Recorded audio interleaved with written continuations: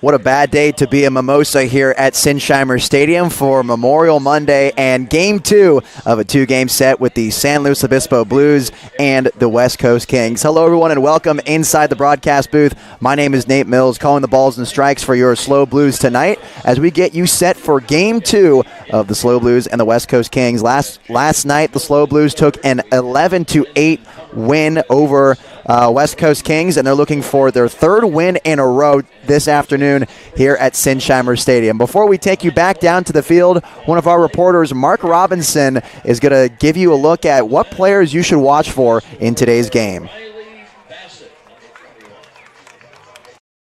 Good afternoon, Blues fans, and welcome to Sinsheimer Stadium. We are here for Game 4 of the Blues' 10-game homestand. The Blues are facing the West Coast Kings today for their second game of the series. But before we get into today's game, let's flash it back to Friday and Saturday where the Blues opened up their season against the Coastal Dodgers. In Game 1 of the series, the first game of the season for the Blues, they were getting the rust off, getting dialed, but they unfortunately came up short against the Coastal Dodgers, losing the game 9-10. But whatever rust they needed to knock off in Game 1, they were able to do so in Game 2 with a smooth sailing win against the Coastal Dodgers, winning Game 2 6-2. Moving into yesterday's game, they opened up their second series of the season against the West Coast Kings, and another great game for the Blues as they were able to come out on top, winning the game 11-8. Today, the Blues will face the West Coast Kings again, hoping to improve their record on the season to 3-1. One big player to look out for in today's game is Ethan Royal, who has been absolutely dominant at the plate already this season. He is 7 for 13 on hits so far. 3 of those 7 hits have been 2 triples and a double. We are hoping for a great game today here at Sinsheimer Stadium. We're excited to have you on our broadcast today. Let's go Blues. Thank you, Mark, for that insight. We'll be sure to watch those players in tonight's contest. Before we get you going underway, let's take a look at Around the Diamond and the defensive alignments for the San Luis Obispo Blues. Doing the catching tonight in his Blues debut, it's Blake Gregory. At first base, Chris Johnson. At shortstop, it's Braden Mondew playing third base, his debut as well, Jacob McMillan. At short, it's Brendan Comerford. Left field, Jake Hixenbaugh takes the night off with Eric Furness. E.J. Royal stays in center, and Jaden Cervantes playing right field for the Blues. On the mound for San Luis Obispo today, it's Riley Bassett making his debut as well and delivering ball 1 to Colin Linteo. The shortstop committed to St. Mary's, missing upstairs for ball 2. For the West Coast Kings, it'll be Linteo, Rivas, and Lyle. Rivas making a big jump in the lineup from last night, batting ninth all the way up to second, and it comes at no surprise based on his performance. Swing and a miss for strike 1. Last night, Rivas going 3 for 4, 2 singles and a double, also scored a run. And when you're early on in the season like this, coaches trying to figure out who fits where in the lineup, and I think that was one of those moments as a big cut at the slider. Now down 2-2 is Colin Linteo. Linteo yesterday 1 for 6 with a single. He scored a run. 2-2 in the dirt for ball 3. Same thing goes for the SLO Blues this weekend. A lot of players coming in and out of the roster, in and out of the dugout. A lot of high schoolers. Same thing with the West Coast Kings. We're early in the summer here. Fastball missing upstairs for ball 4. So a leadoff base runner for the West Coast Kings to get things underway at Sinsheimer. And now Sam Rivas, who saw it really well last night, gets a chance here with a runner on first base. Rivas, a rising freshman at San Joaquin Delta College. Just graduated from Sarah High School.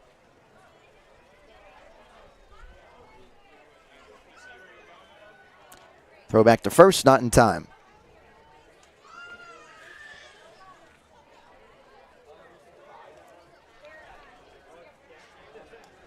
Rivas last night in his 3 for 4 evening also had a walk as he takes a look at strike 1.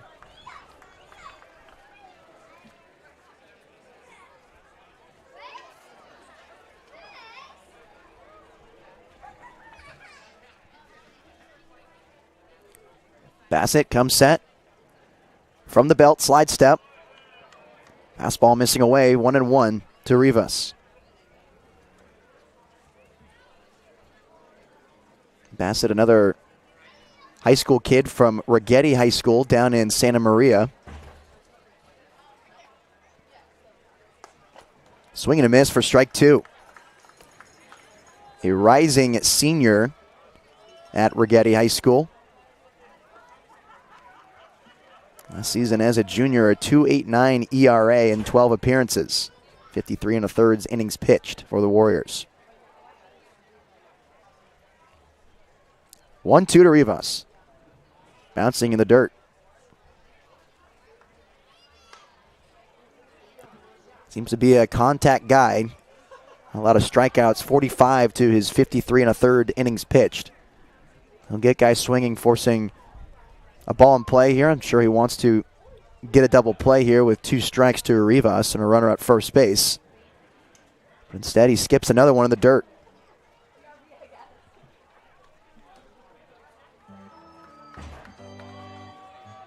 Missing low and away in these first 2 at-bats to Linteo and Rivas. Haven't seen him come in with the fastball quite yet, or any pitch for that matter. 3-2 to Rivas, and time is called. Bit of an awkward moment there for Riley Bassett as he went to pick up his leg and had to shut everything down, almost stumbled off the hill. And Teo, who took off for second base, will now make the trot back to first.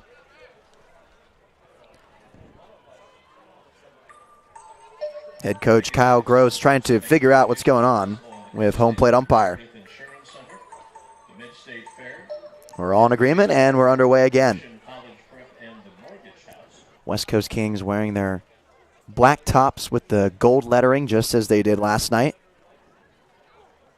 Blues in the blue top with the pinstripe white pants. 3-2 to Rivas. Swing and a foul straight back at the netting.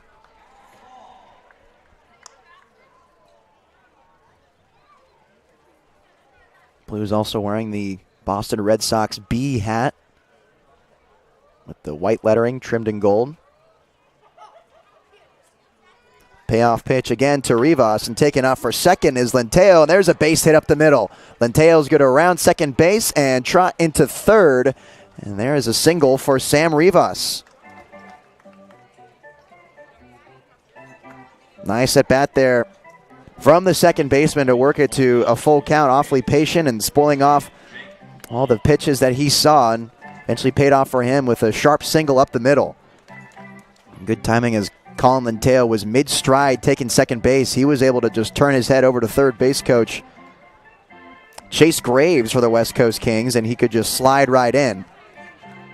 No problem for the Kings, and they keep the line moving now with Jake Lyle coming up. Dean Traynor is out of the dugout right now.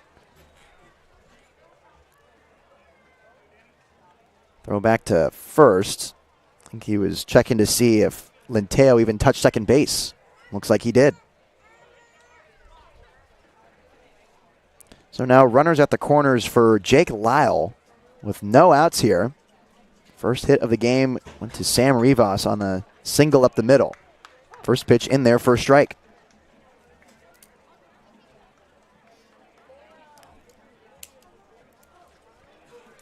Leadoff walk and then a single.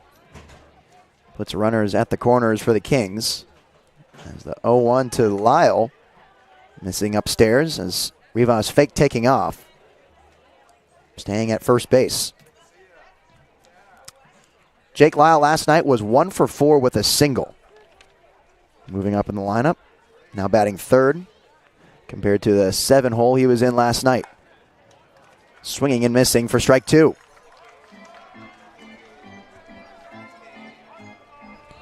Riley Bassett looking for his first out of the ball game.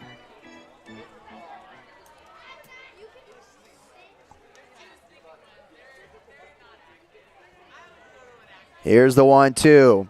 Swing and a slow grounder to third. McMillan's got it. He goes to second for 1 and to first for 2. A double play, but a run does come across the board for the West Coast Kings, and they strike first here in the top of the first inning.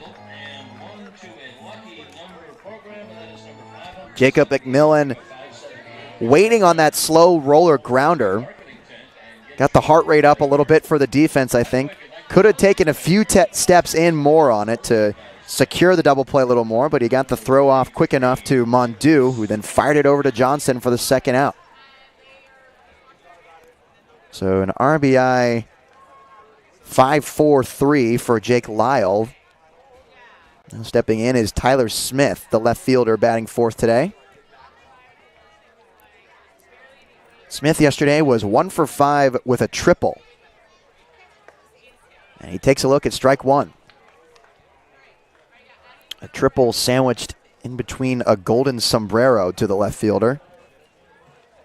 4 Ks on the night for him last night. He swings and pops this one up. Still in play, Johnson giving chase, and he won't get there. Strike two to Tyler Smith, who used a medical redshirt his first season as a Cuesta Cougar last year. The outfielder from San Jose, California.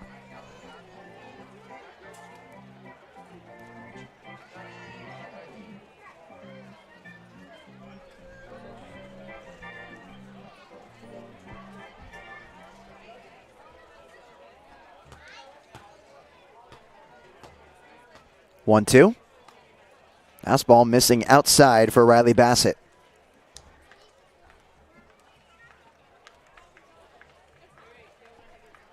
Bassett's had to throw a lot of pitches just through the first inning here. These West Coast Kings are making him work as Smith fouls this one straight back. A walk, a base hit, and a double play. 2-2, 2 outs here. Bases empty. 1-0 lead for the West Coast Kings in the top of the first inning. Here it is. High bouncing ball to McMillan. He makes the throw to first. In time, and the side is retired. So the West Coast Kings strike first on an RBI ground out from Jake Lyle. Now it'll be the SLO Blues' turn. Stay with us on the SLO Blues streaming network.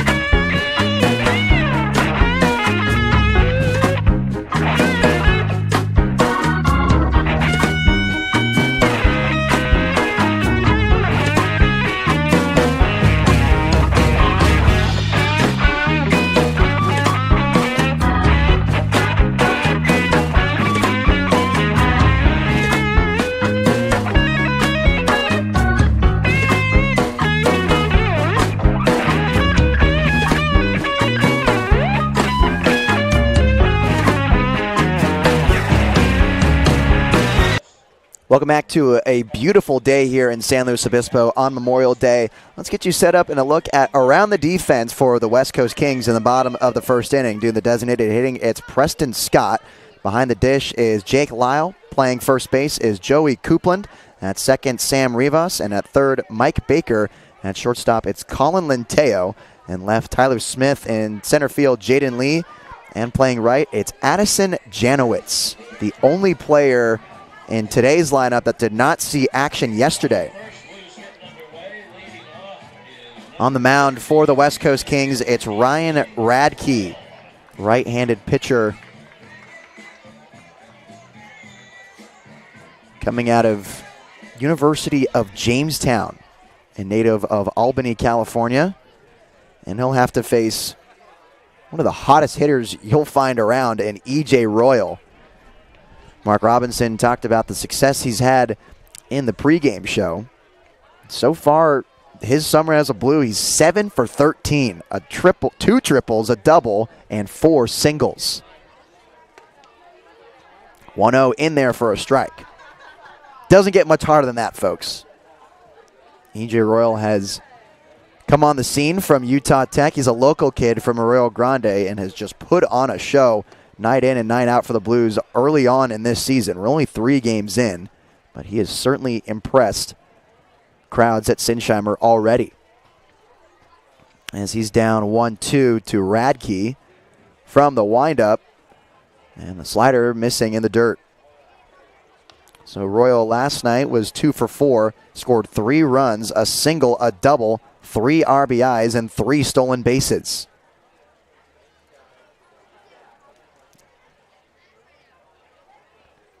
Two-two to Royal. Fastball missing downstairs. That'll fill up the count. 3-2. Making his case as the solidified leadoff batter for the Blues. It's really hard to argue to take him out of that spot. And here he is with a full count. Serves that one out of play, foul ball. And typically what we've seen is Ethan Royal batting leadoff and then Jake Hixenbaugh second. Looks like Hixenbaugh is getting the afternoon off and giving way to Blake Gregory, who will make his Blues debut. Manager Dean Trainer trying to get the young guys some action here early on as Royal gets pegged in the back. Out of the hand, it was clear that it was heading right towards the shoulder blades, and all he could do was just turn his back around and stick his head up. And that's what he'll do. He's awarded first base on the leadoff hit by pitch to Ethan Royal. He's in a familiar spot at first base. And a lot of action on the base paths this weekend as the steal threat gets his lead at first. So now it's Blake Gregory. Another left-handed hitting catcher. Unbelievable. 3 times in one weekend. It's just not something you see a lot.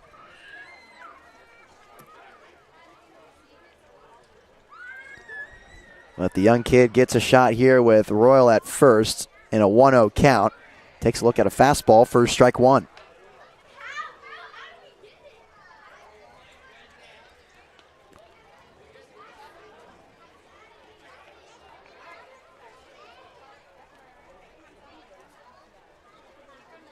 Here's the 1-1. Big secondary from Royal, but he holds up at first. Now 2-1 to Gregory, native of Lompoc. Down south, a 2-sport athlete from Cabrillo High School. Also plays football, wide receiver, running back, and defensive back as he loops this one into shallow left. Plenty of time for Smith to squeeze it for the first out of the inning. Slicing pop-up for Blake Gregory in his Slow Blues debut, and now Braden Mondeau steps on in for San Luis Obispo. Mondeau made his Blues debut last night, and he rose to the occasion. A 2 for 4 night, 2 RBIs, a walk and a run. One of those hits included a double, a first pitch double back in the first inning. Snapback throw to first backdoor is not in time.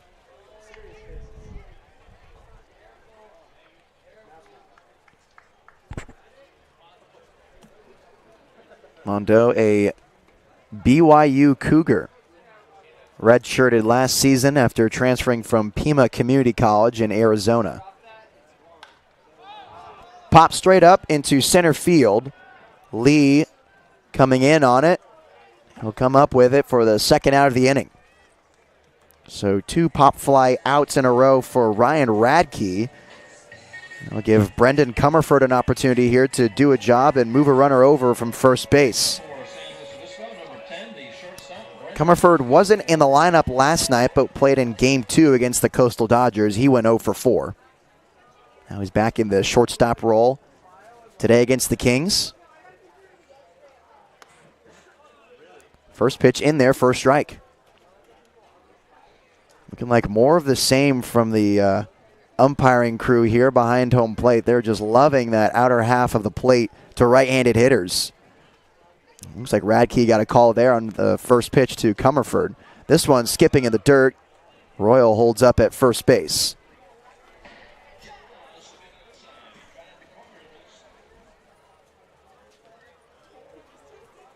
Comerford, an infielder from Ohlone College, currently uncommitted as he's entering his sophomore season.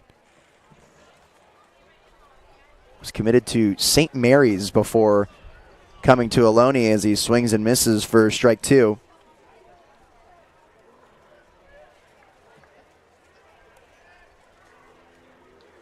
Had a real nice year up there at Ohlone College, though. A .335 batting average, a .658 slugging.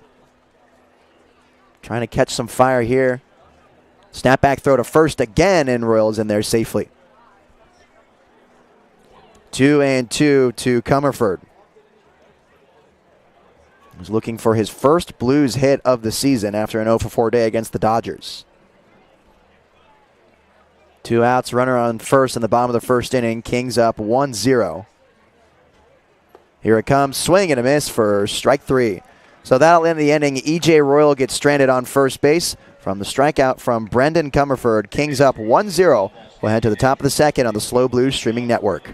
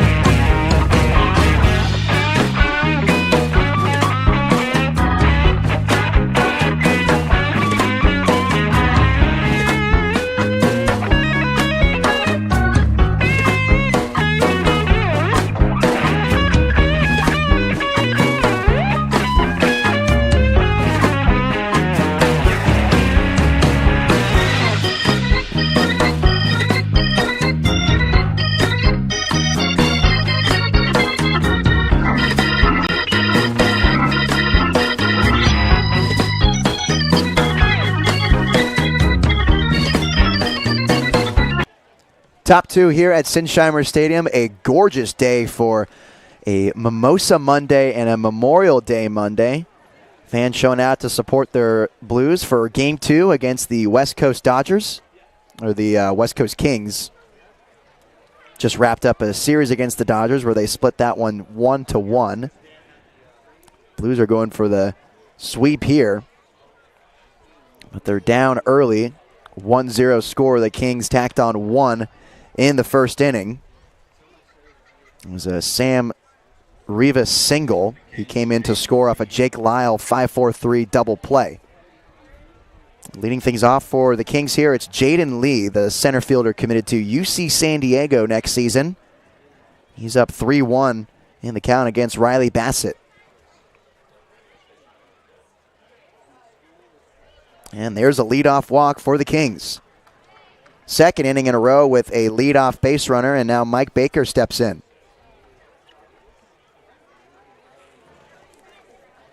Bassett's had some command issues early on in this game.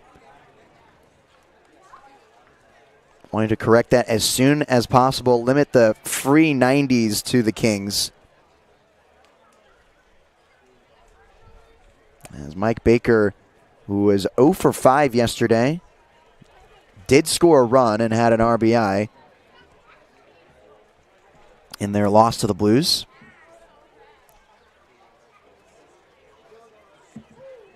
Baker from Chico State, the rising sophomore with the Wildcats. Talked about yesterday that Ozzie Smith is his favorite player of all time. Ozzie Smith, noted Cal Poly SLO legend, just up the street here from Sinsheimer. 2-0 to him. Missing outside for ball 3. I think it's a funny tidbit here, and it kind of reminds me when I play golf. He says he loves fishing, but he rarely catches anything. Just does it for the love of the game, probably to clear his mind out there on the boat. 3-0 in there for a strike. It's like golf in that I'll shoot a 110, and I'm frustrated, and I'll roll back out there and do it again and drop another $70 green fee. It's a disease, golf is. In there for a strike. Bassett finally got a call that time, clipping the outer half of the strike zone, and he'll fill it up to Mike Baker. The adamant fisher. Not necessarily a successful one. 3-2. Fouling this one straight back out of play, and we'll do it again. The rising sophomore's first season as a true freshman at Chico State. Pretty solid year, a .232 batting average and 95 at bats, 378 on base.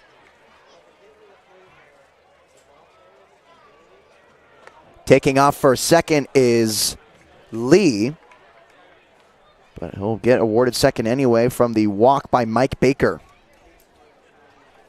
So 2 walks in a row for Riley Bassett. He's having some difficulties finding the strike zone. Notice the trend in the first inning, but it's a little too early to tell. I think right now it's the same sentiment, but he's missing low a lot to the batters here. As that's been the theme with both of the walks he's awarded this inning. As his first pitch is missing upstairs to Preston Scott, the designated hitter. 0 for 3 last night, 2 walks and a run. Scott, a Louisiana kid, as Johnson creeping in for the bunt. Here's one that bloops to the right of Bassett, makes the long throw to first. Johnson, nice stretch, and there's the first out of the inning. So a bunt from Preston Scott moves Baker to second and Jaden Lee to third. Now runners in scoring position for Joey Coupland. Stepping in now is Joey Coupland for the Kings. Coupland 2 for 5 last night, 2 singles and a run. From Chabot College, a rising freshman there. And there's strike 1 to him. Runners at second and third for the West Coast Kings. Corners in for the Blues. 1 out in the top of the second inning. Bassett pulls the fastball again for ball 1.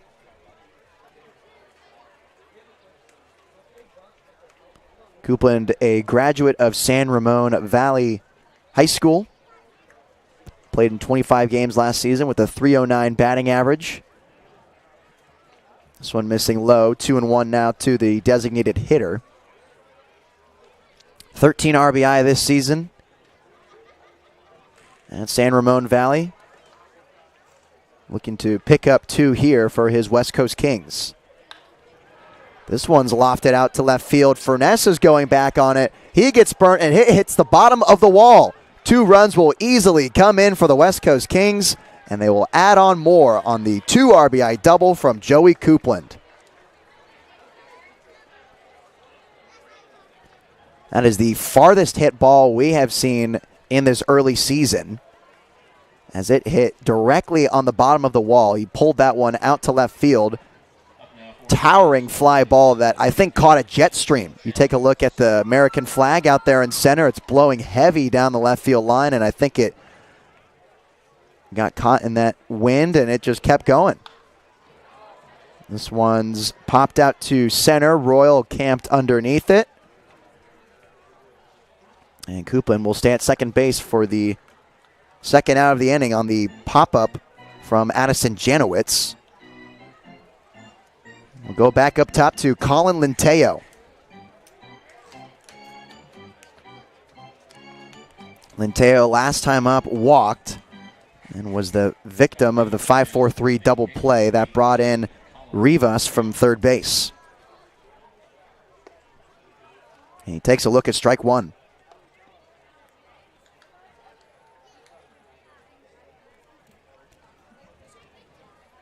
Two outs, one on at second base, a 3-0 lead for the West Coast Kings. And the 0-1 to Linteo's in the dirt. Coupland thought about taking off, but he stays at second base. Linteo is St. Mary's commit. Also from San Ramon Valley High School. His senior season as a Wolf, batted a .345 clip. This one sent in the air to right. Cervantes is underneath it, has to move in a little bit, and that will retire the side. So the West Coast Kings get 2 more runs on a 2 RBI double from Joey Coupland. It's time for the Blues to answer in the bottom of the second on the SLO Blues streaming network. Stainless steel pipes.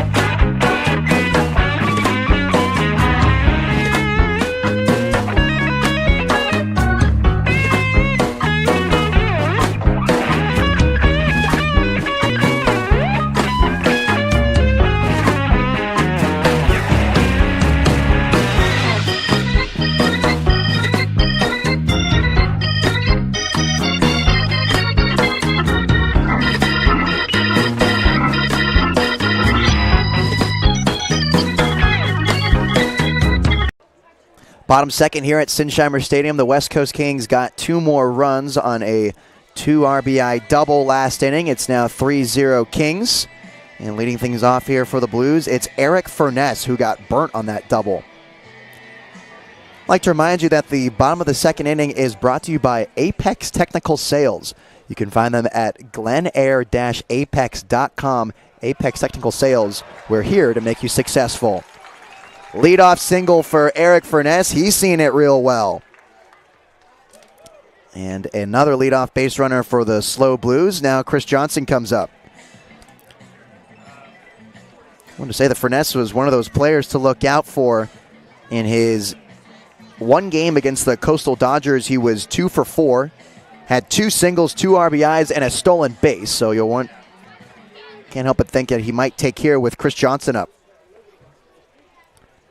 The first baseman from SLO High School takes a look at strike one. Johnson 1 for 4 last night. Got a single and a walk.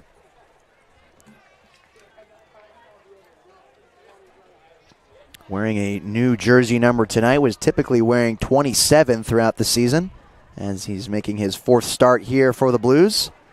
Takes a look at strike two. Going from 27 to 47 as they rock the blue and gray tops today.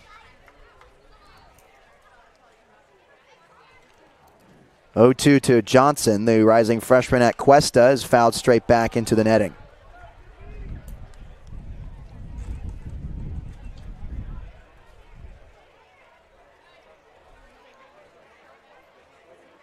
Johnson, one of the Tigers to play for Dean Traynor at San Luis Obispo High. 0-2 spoiled out of play again. And we'll do it again with 2 strikes to Chris Johnson. Johnson awarded second team All-Mountain League last season after batting .426 for the Tigers. Long pause, now coming home. Here's a grounder to shortstop Linteo. He bobbles it, goes to second, and they'll get Furness out at first, but Chris Johnson reaching safely on the fielder's choice from Linteo. And excuse me, that's Furness getting out at second base on the fielder's choice. So now it's Brody Miller, who hasn't had an at-bat since Game 1 against the Coastal Dodgers on opening night. He went 0 for 4 that evening with a hit by pitch, and he scored a run after being hit. A lot of HBPs that night against the Coastal Dodgers. One of the more chaotic opening nights you'll see. But since then, it seems that the Blues have played a lot more sustainable model of baseball, offensively that is. There's still some kinks to iron out on the defense, but so far they're swinging the sticks awfully well. As he takes a look at ball 2 here, with 1 away and 1 on, and Chris Johnson.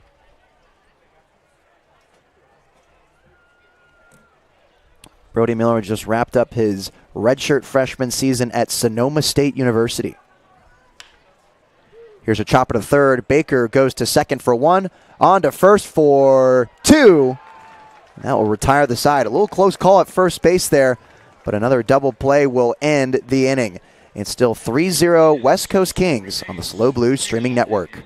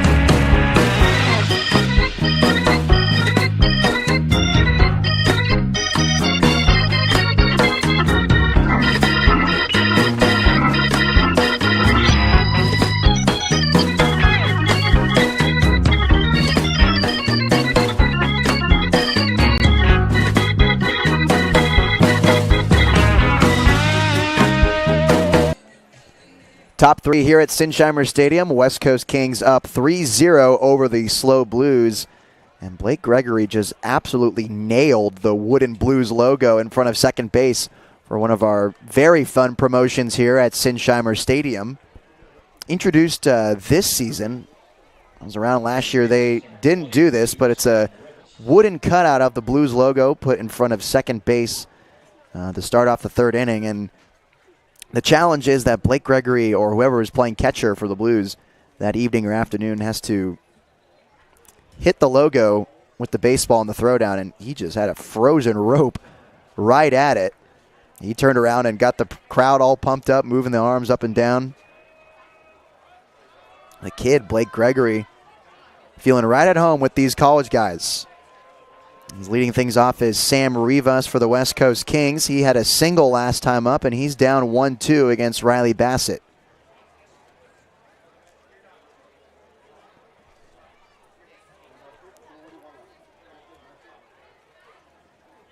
From the windup, here it comes. Strike 3 call on the fastball, clipping the outer half of the zone. There's the first K of the day for Riley Bassett, and it comes to one of their best hitters from last night in San Rivas.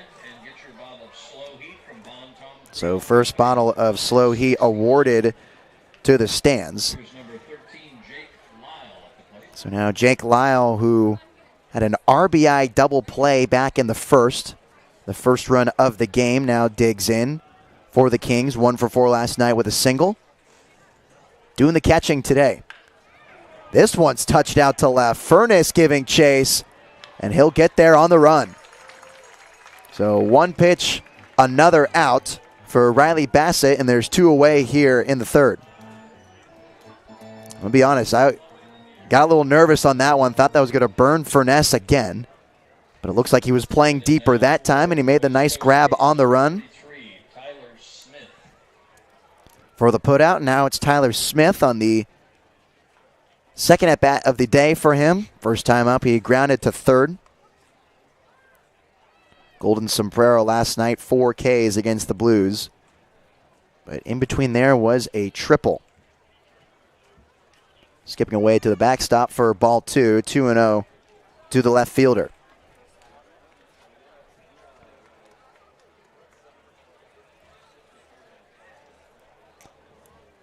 Smith entering his second season at Cuesta College this year. He used a medical red shirt last year. And now 2-0. He swings and hits a grounder to McMillan. Throw over to first, picked by Johnson. Nice play for the third out of the inning. So the West Coast Kings go 1-2-3 off Riley Bassett. We'll head to the bottom of the third inning.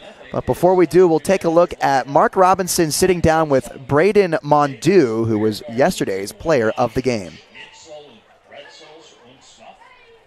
Win for the SLO Blues tonight. I'm here with Braden Mondew. Braden, your first at-bat as a SLO Blue, you cranked a double, and it was full sail from there. Tell me about how you were feeling during that. Yeah, I was just trying to get some good pitches to hit, and I got my swing off, so it was good. Awesome, and I know it was a little bit of a tight beginning to the game, and then in the middle of the game, you guys cranked on through, got 11 runs. Walk me through what the team changed in their game to get there. I think we were just looking for pitches to hit, and we started catching some barrels. It all just came together. Congrats on a great performance in your first game. Happy to have you here, man. Thank you. Yeah. Happy to have you all with us this afternoon. And how about a big round of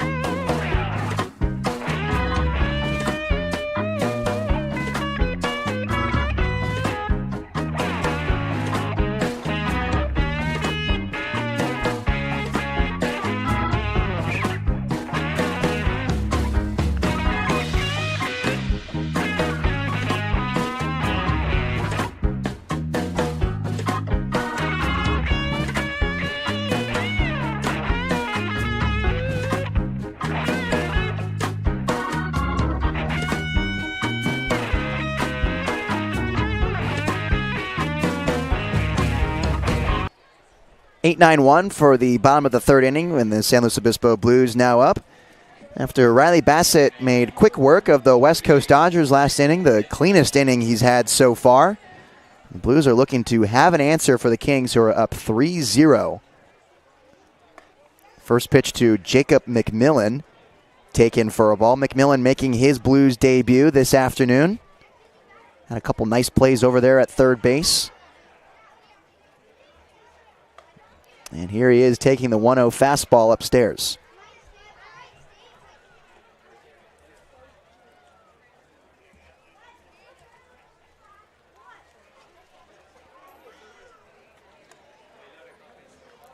Skipping in the dirt for ball 3.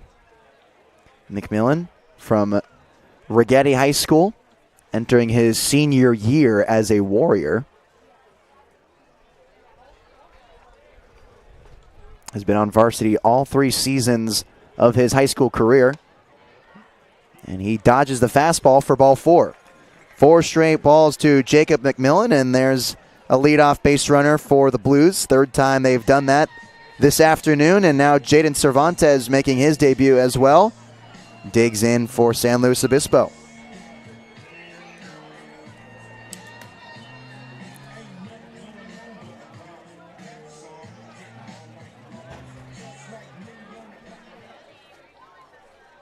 Cervantes playing right field today, rocking the red gloves for Red, White, and Blues Day here at Sinsheimer, celebrating those who serve our country here on Memorial Monday.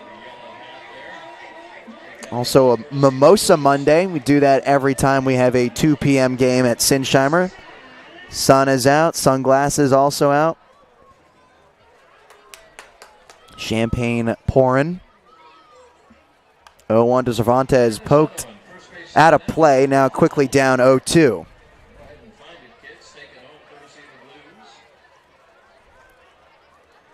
Cervantes also from Santa Maria, but from St. Joseph's High School. Graduating this year with the Knights.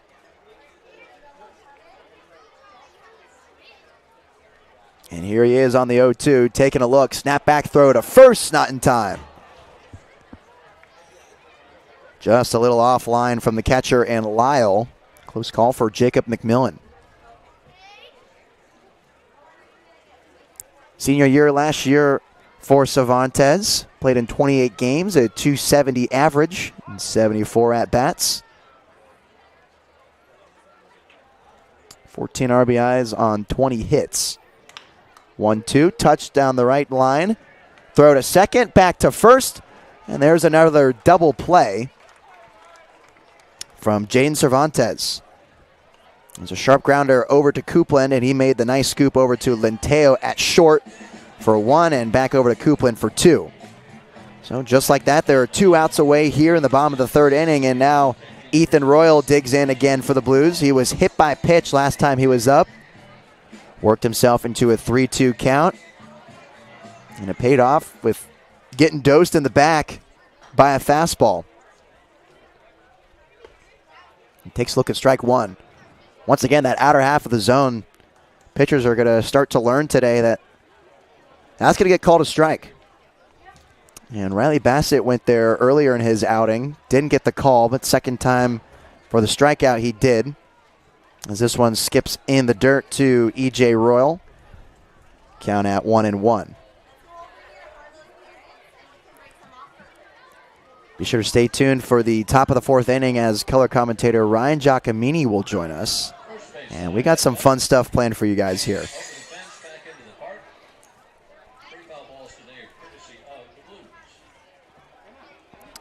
1-2 to E.J. Royal after spoiling that pitch out of play.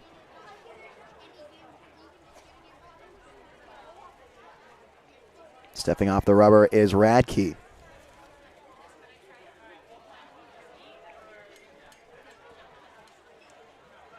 Here's the 1-2. Swinging, popping this one out of play.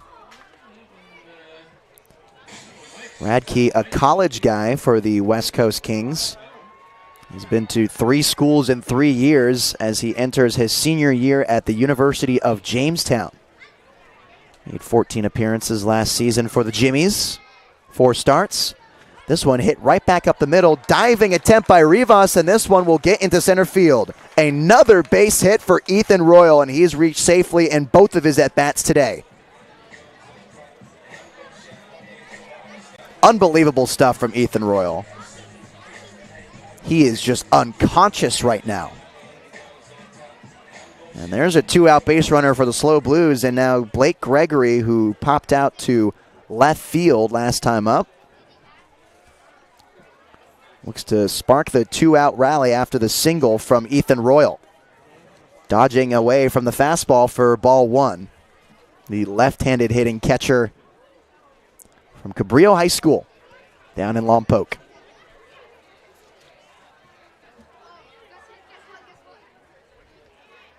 Here's the 1-0 slide step. This one's hit hard down the right field line.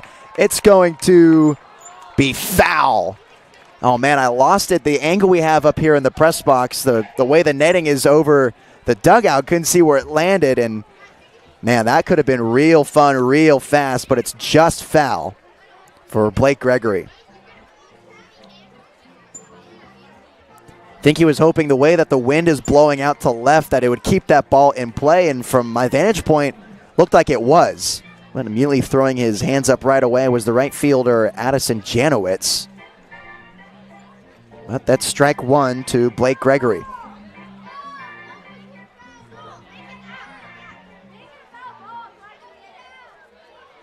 Three home runs last season for Blake Gregory at Cabrillo High School.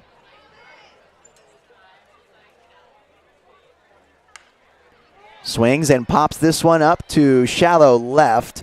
Ranging to his right is Smith, and he'll squeeze it for the third out of the inning.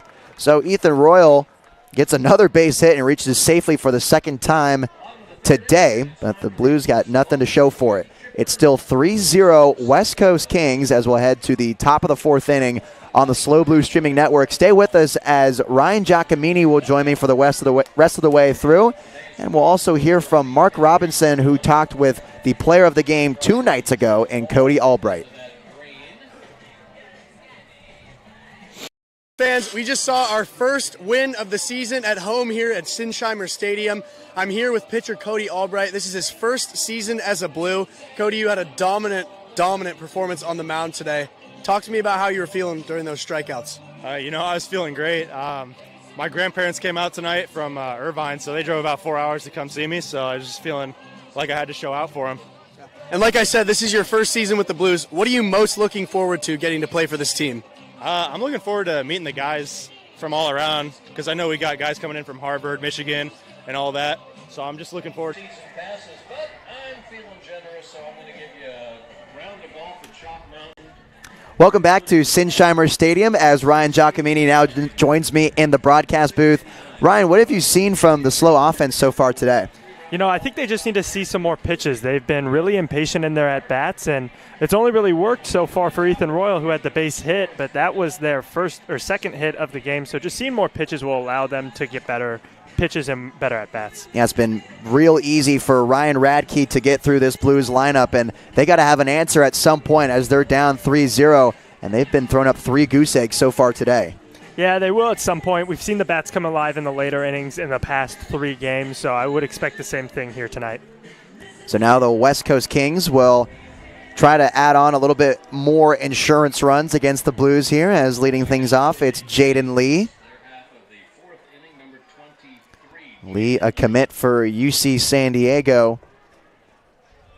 And he walked his first time up against Riley Bassett.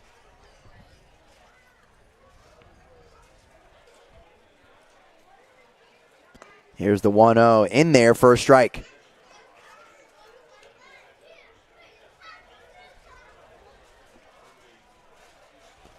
Right, I was mentioning it earlier, but these pitchers are just living in that outer half of the zone, and I don't blame them. The way that the zone has expanded today, why not just pitch there every single time? Yeah, and we saw it a lot last night as well. Pitchers just hammering the outside part of the plate with a little bit of a wider zone, especially to these righties. A very similar zone tonight. Popping this one straight up, but out of play. And 2-2 to the right-hander. Lee walked and came around to score on the 2 RBI double from Joey Coupland.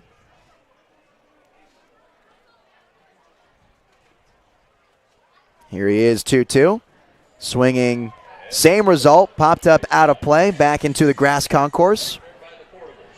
Children scampering after the ball.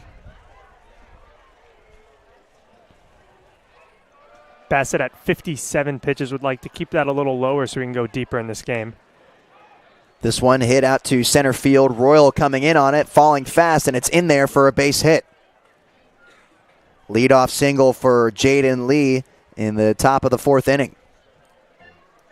Not hard hit, but Royal playing a little bit deeper out there towards the 395 sign in dead away center, and it just dropped right in front of him. Yeah, softly hit, but it hung up there for an awfully long time. But yeah, like as you were saying, Royal was playing so deep that he couldn't get there in time for the quickly dropping single. So now it's Mike Baker. He walked and came around to score his last time up as well. 0 for 5 last night, came around to score and had an RBI ground out.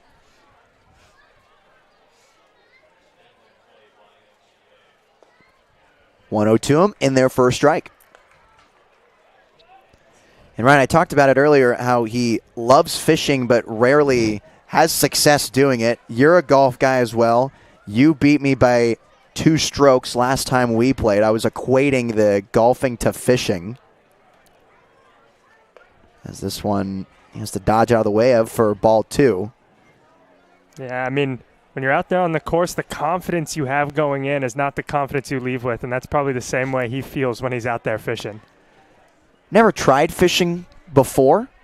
Made a trip out to Lake Santa Margarita a few weeks ago to do a story. As taking off for second base is Lee, and he's in there, actually out with the head first slide. Jaden Lee got a real good jump on the stolen base attempt, but not quick enough for Blake Gregory behind home plate. Yeah, and we saw Gregory in the second inning hit the blue sign out there with his warm-up throw, and that one was not a great throw. Honestly, it was a little high, but Mondu was able to go upstairs and then slap the tag on. And that was a dart over to second base for the first out of the inning. This one pops straight up in left center. Furness has got it, ranging to his left. And there's the second out of the inning. So all of a sudden, 2 outs here. In the blink of an eye, went from no outs and a runner at first to now 2 gone and no one on. Yeah, Bassett's rolling a little bit now. He got a 1-2-3 inning in the third, and a little bit of confidence there, I'm sure, with Gregory throwing out Lee at second, and then the pop fly a pitch later. Yeah, ever since the beginning of that third inning, as this one's fouled straight back into the netting, he got that strikeout looking to Rivas, who was the best hitter for the Kings last night. He's been rolling ever since. It's been working for him. Here's the 0-1 in there for a strike. Now, we talked about the right-handed hitters getting the zone expanded away. Now we're seeing that here with left-handed hitting Preston Scott, and we just took a look at strike 1, what I thought was way outside. I think it was way outside.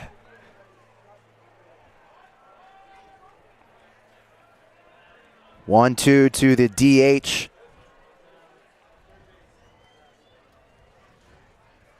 Missing way upstairs for ball 2. Riley Bassett looking for his second strikeout of the day. He got one to begin the third inning.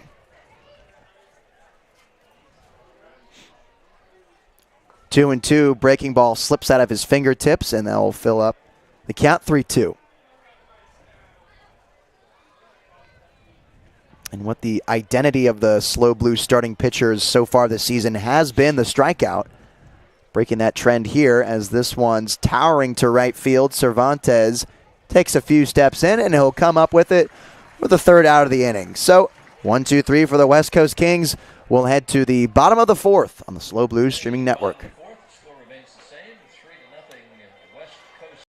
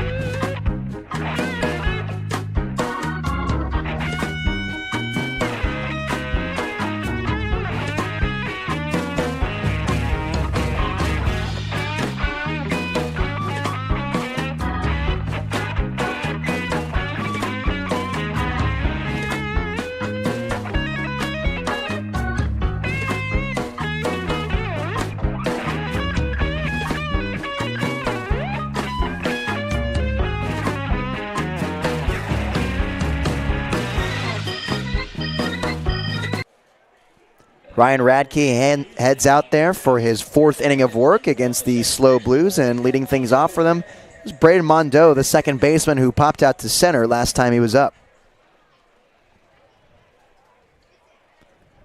From the windup, Radke gets strike 1.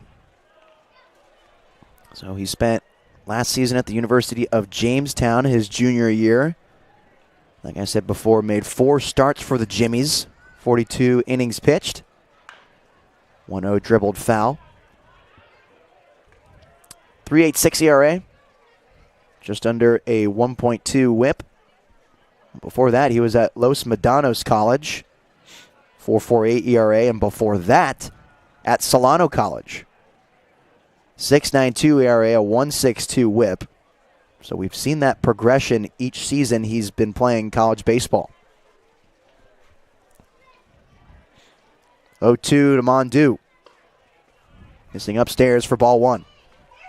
Blues would love to get something going here. Heart of the order. 3-4-5 due up. Down 3 runs. Nice to get 1 on the board and gain some momentum offensively. I'm sure Mondeau would like to keep the trend of getting the leadoff base runner here, as he's down in a 1-2 count and swings and misses at strike 3. So Mondeau goes down swinging. He's 0 for 2 on the day, and now Brendan Comerford, who struck out his last time up, gets a second crack at it here against Ryan Radke. Number 10, the shortstop, Brendan Comerford. Comerford played in Game 2 against the Coastal Dodgers and went 0 for 4. The infielder from Ohlone College. As he takes a look at ball 1 in the dirt.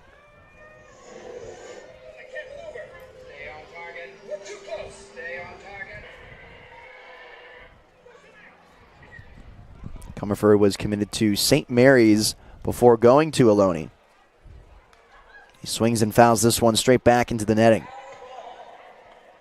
Last summer, he spent it in the Prospect League with the Illinois Valley Pistol Shrimp. Quite the team name. Isn't it? I'm a big fan of team names that have to do with a certain location, as this one misses outside. So I don't think there are many Pistol Shrimps out there in the Midwest. I could be mistaken as a West Coast kid myself. I don't think they inhabit any of the lakes out there. This one shot down the right field line, just foul for Comerford. But I don't know. I like names that have to do with the area. Like, here's one that doesn't make sense. The Los Angeles Lakers. That's one of my biggest peeves of all time. Professional team, but coming from Minneapolis where there's 10,000 lakes. This one's popped up into shallow right, slicing into foul grounds, and Rivas can't get there. So a foul ball for Brendan Comerford, and he stays alive here in a 2-2 count.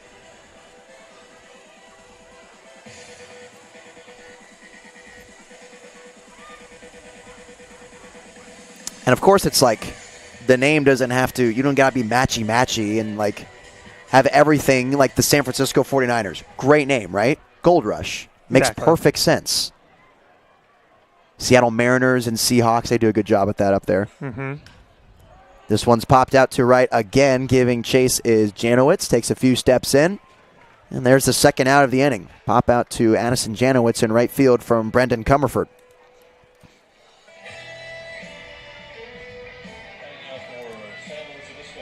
But I don't know. There's a lot of things that are blue in San Luis Obispo. Blue sky, blue water. It makes sense. Blue just makes a ton of sense for the Blues. Yeah. Of course, they weren't initially the Blues when the team was founded in 1946. As this one's taken in the dirt to Eric Furness, who singled his last time up.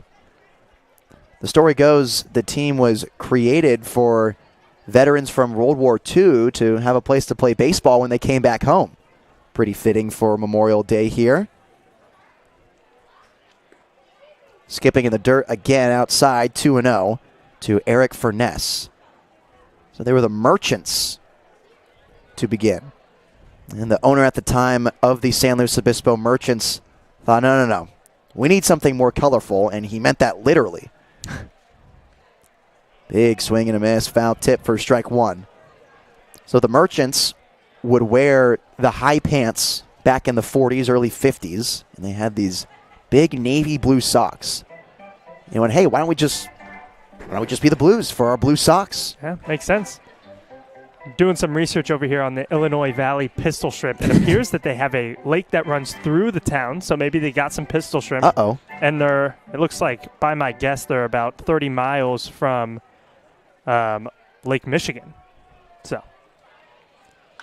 2-1. This one smoked down left field, and Smith can't come up with it. Sliding on his back, and he can't squeeze the ball. Eric Furness keeping it alive on the sharply hit ball in left field, and the error by Smith. yeah, just put that one on a line, made it a hard play for Smith out there. And let's see if the Blues can do anything now with 2 outs.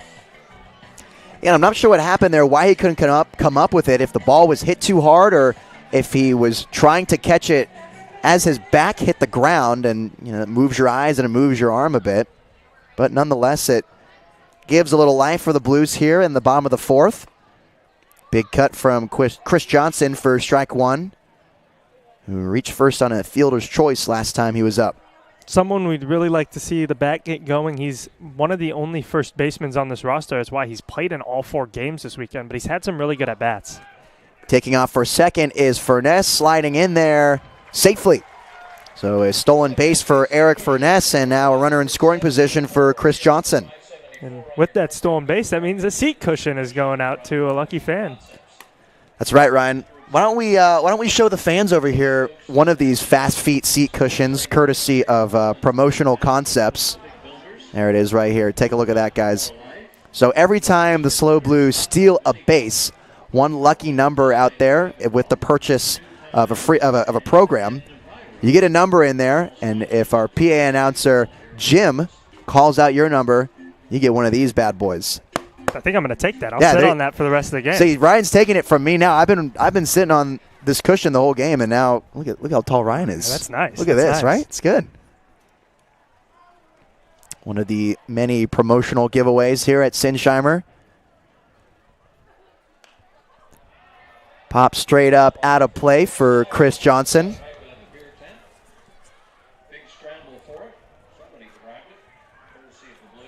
Say that 3 times fast. Fast feet seat cushion. Fast feet seat. Nope. Can't See, even do it once. Can't even do one. Our PA announcer Jim Siebert does it every game. That's why he's a pro. 0-2 skipping in the dirt and taking off for third base is Eric Furness. Rounding the bag, but he'll stay at third next to Coach Rene Regalado. Jim had to say it 9 times last night as the Blues had 9 stolen bases, most of which came from Royal, who had 3, and Hicksonbaugh, who had 3 as well. Yeah, I'd make it out to the ballpark as soon as possible because we've been giving away a lot of things lately, mostly bottles of hot sauces and seat cushions. With the way that the Blues pitching has been striking out batters, people are just getting free stuff left and right.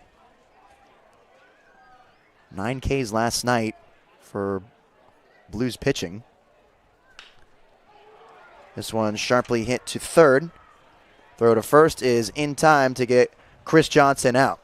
So the Blues strand a runner at third base in Eric Furness. Still 3-0 heading into the top of the 5th on the SLO Blues streaming network.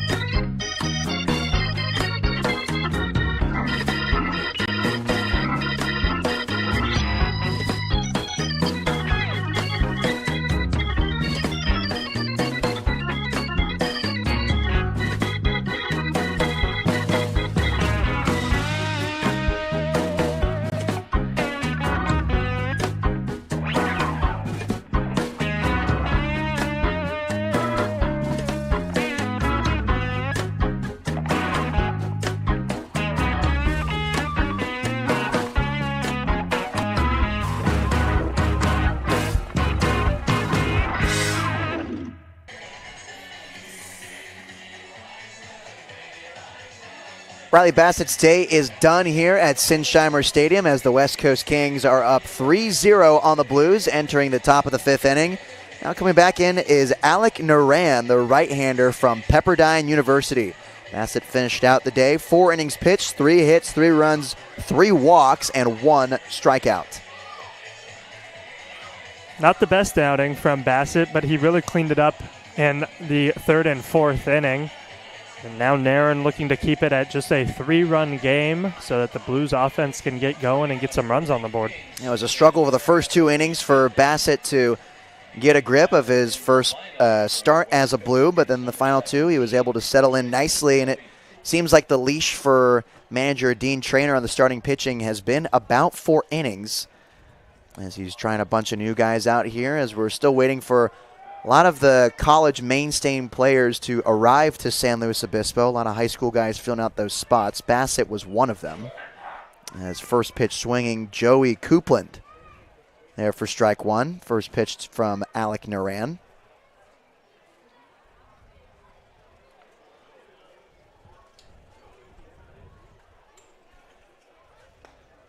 Another fastball and another swing and a miss from Coupland, now down 0-2. There is some action in the West Coast Kings bullpen. Looks like Max Johnson from St. Mary's. Here's 0-2. Missing way upstairs for ball 1 to Coupland. I think he just wanted to throw a high fastball there as a setup pitch, but a little too high, and it was a non-competitive pitch.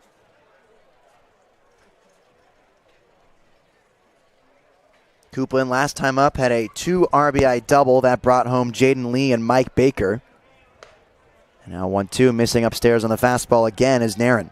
Much better setup pitch there. Now I wouldn't be surprised to see him go something low and slow. Naran does have the changeup and the slider in his back pocket. We'll see if he goes to it here on 2-2 to Coupland. There's the changeup and a big swing and a miss for strike 3. So first batter that Naran faces, it's a strikeout to Joey Coupland. So as Addison Janowitz steps in to the plate, there's something that Ryan and I got to address here. So we talked about it on the broadcast last night, and we mentioned it a little bit more today, how when the Blues pitchers strike out a batter, they give away a bottle of Slow Heat hot sauce, courtesy of Bon Tom Creole Cafe.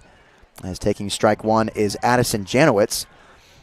And so Ryan and I have never had this hot sauce. And so I made the comment that you got to know the product that you're trying to put out there. So in collaboration with Bon Temps, as swinging and missing for strike 2 is Addison Janowitz, we have a bottle right here, and we're going to try it in front of you all live with some Old Slow barbecue tacos, and these just look delicious. I mean, we had a reporter, Mark Robinson, bring these in, and the smell right away took over me. Swing and a miss, strike 3 to Addison Janowitz. There's another bottle of hot sauce.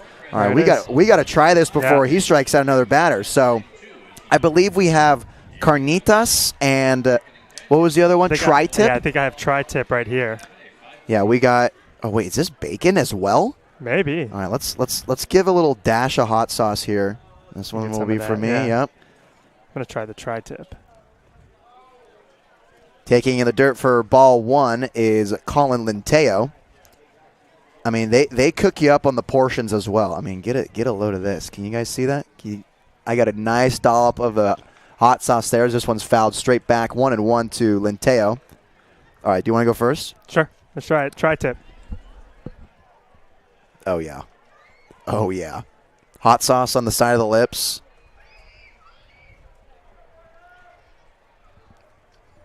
What do we got, Ryan?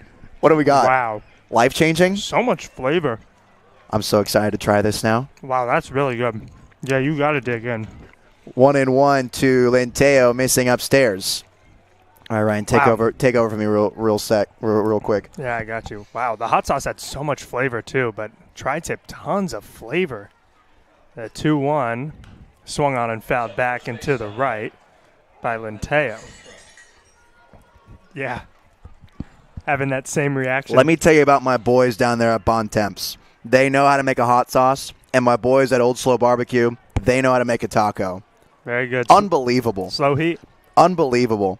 You can get the hot sauce for free if you come down to the ballpark. And there's another strikeout. How fitting that we try the hot sauce and all three batters go up and go down by way of the K. Alec Narin comes in and gets 3 strikeouts to retire the side. We'll head into the bottom of the 5th. 3-0 Kings on the SLO Blues streaming network.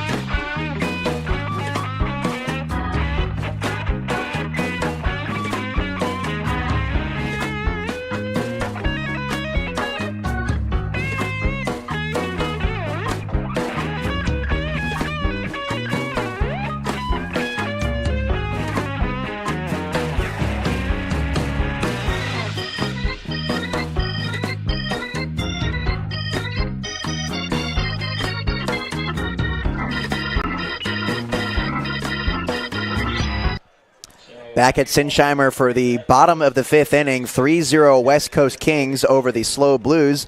I'd like to remind you that Richardson is the official hat of the CCL. That's Richardson sponsoring the CCL with all their ball caps this season. First pitch missing upstairs to Brody Miller. Grounded into a double play to end the 2nd inning. Man, I can't get enough of this taco. I was just going to say, I am still trying to recover from the euphoria that was that taco. If we got to come back here. I'm still savoring this. It's still sitting on the in the box right here, and I'm just absolutely going to load this thing up with more hot sauce. Here we go. If you guys missed it, you're getting a second look at it here. Ryan and I were talking about how we had never had the hot sauce given out from Bontemps whenever the Blues strike out a batter. This one's fouled into the bullpen, 2-2 to Brody Miller. And this is sadly my final bite enjoying these tacos. Truly, this is genuinely, amazing. Yeah, they're really good. This is a pure human reaction right here. As here's 2-2 to Brody Miller, missing away on the fastball. Here's the last bite, folks. Go ahead. You guys want the chewing sound effects in there, too? I'm sure that sounds great in your ears on the YouTube stream. Nate is not kidding, though. These tacos are really good. As that one is hit hard on the ground to third, Baker can't come up with it, and Brody Miller will have a base hit to lead off this inning, and the Blues looking to get some runs back here, so it's big. Has a nice piece of hitting by Brody Miller, sharply hit, and a diving attempt from Baker. He couldn't come up with it. There's a leadoff base runner for the Blues. Before we get you back to the game, my last bite right here. Let's see it. Been devouring this thing during the break. Very lucky to have Bontemps giving away these hot sauces. Make sure you come out to Sinsheimer soon. Get one of these yourself.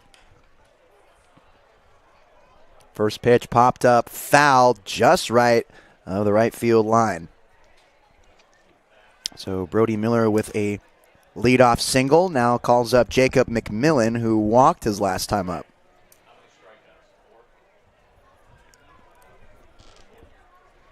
I'm about to send Mark back down there to get me some more tacos. Honestly, man. So we asked Mark to grab some for us. We said 2. He had grabbed 4 and then stole one of them. Was a little upset at him at first, but I honestly understand now. Yeah, that's one of the better tacos I've had in a while. Here's a grounder to second base. Rivas has got it to second for one. To first, not in time. So Jacob McMillan reaches on the fielder's choice. They got half of a double play completed. But now there's one out away here and a runner on first for Jaden Cervantes.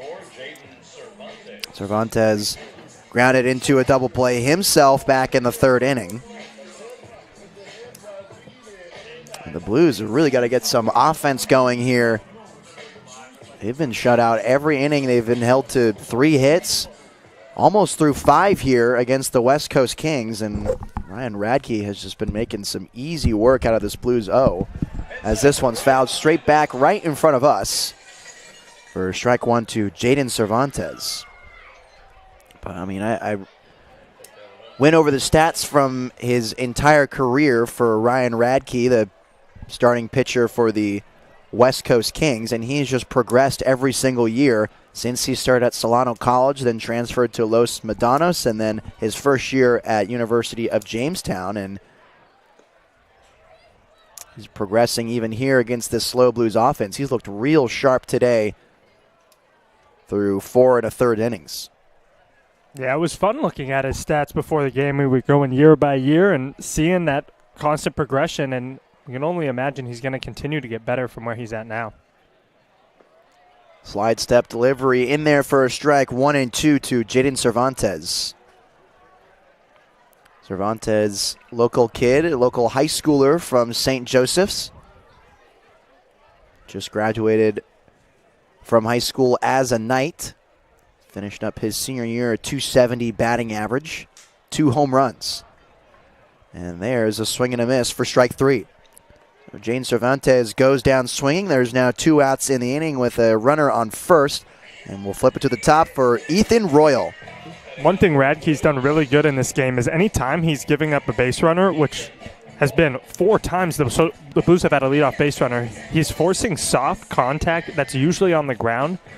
Got 2 double plays, and then a 4-6 fielder's choice to start this inning, or to end this inning, excuse me, is really just limiting the amount of damage the Blues can do. Yeah, an explosive offensive performance last night for the Blues as the snapback throw to first is not in time. McMillan's in there safely. Haven't seen a lot of DPs from San Luis Obispo in this early season so far, and already seen a few this afternoon against Radke. Yeah, and one thing as well that I'm not seeing a lot of is stolen bases. It's been their identity these last 2 games, and they only have 1 so far through 4 2/3. Skipping in the dirt, holding up at first base is McMillan. And now 1-1 to Ethan Royal. And one of the guys who's been stealing bases, who had 3 last night, was Ethan Royal. He's reached safely, and both times he's been up with a hit by pitch and a single in the first and third, and he didn't take off for second either of those times on the base paths. He's been so impressive so far this season. Here's a high bouncing ground ball to Baker, moving to his left, and he'll go to second for the 3rd out of the inning. So fielder's choice to end the 5th inning with the San Luis Obispo Blues trailing the West Coast Kings 3-0 on the SLO Blues streaming network.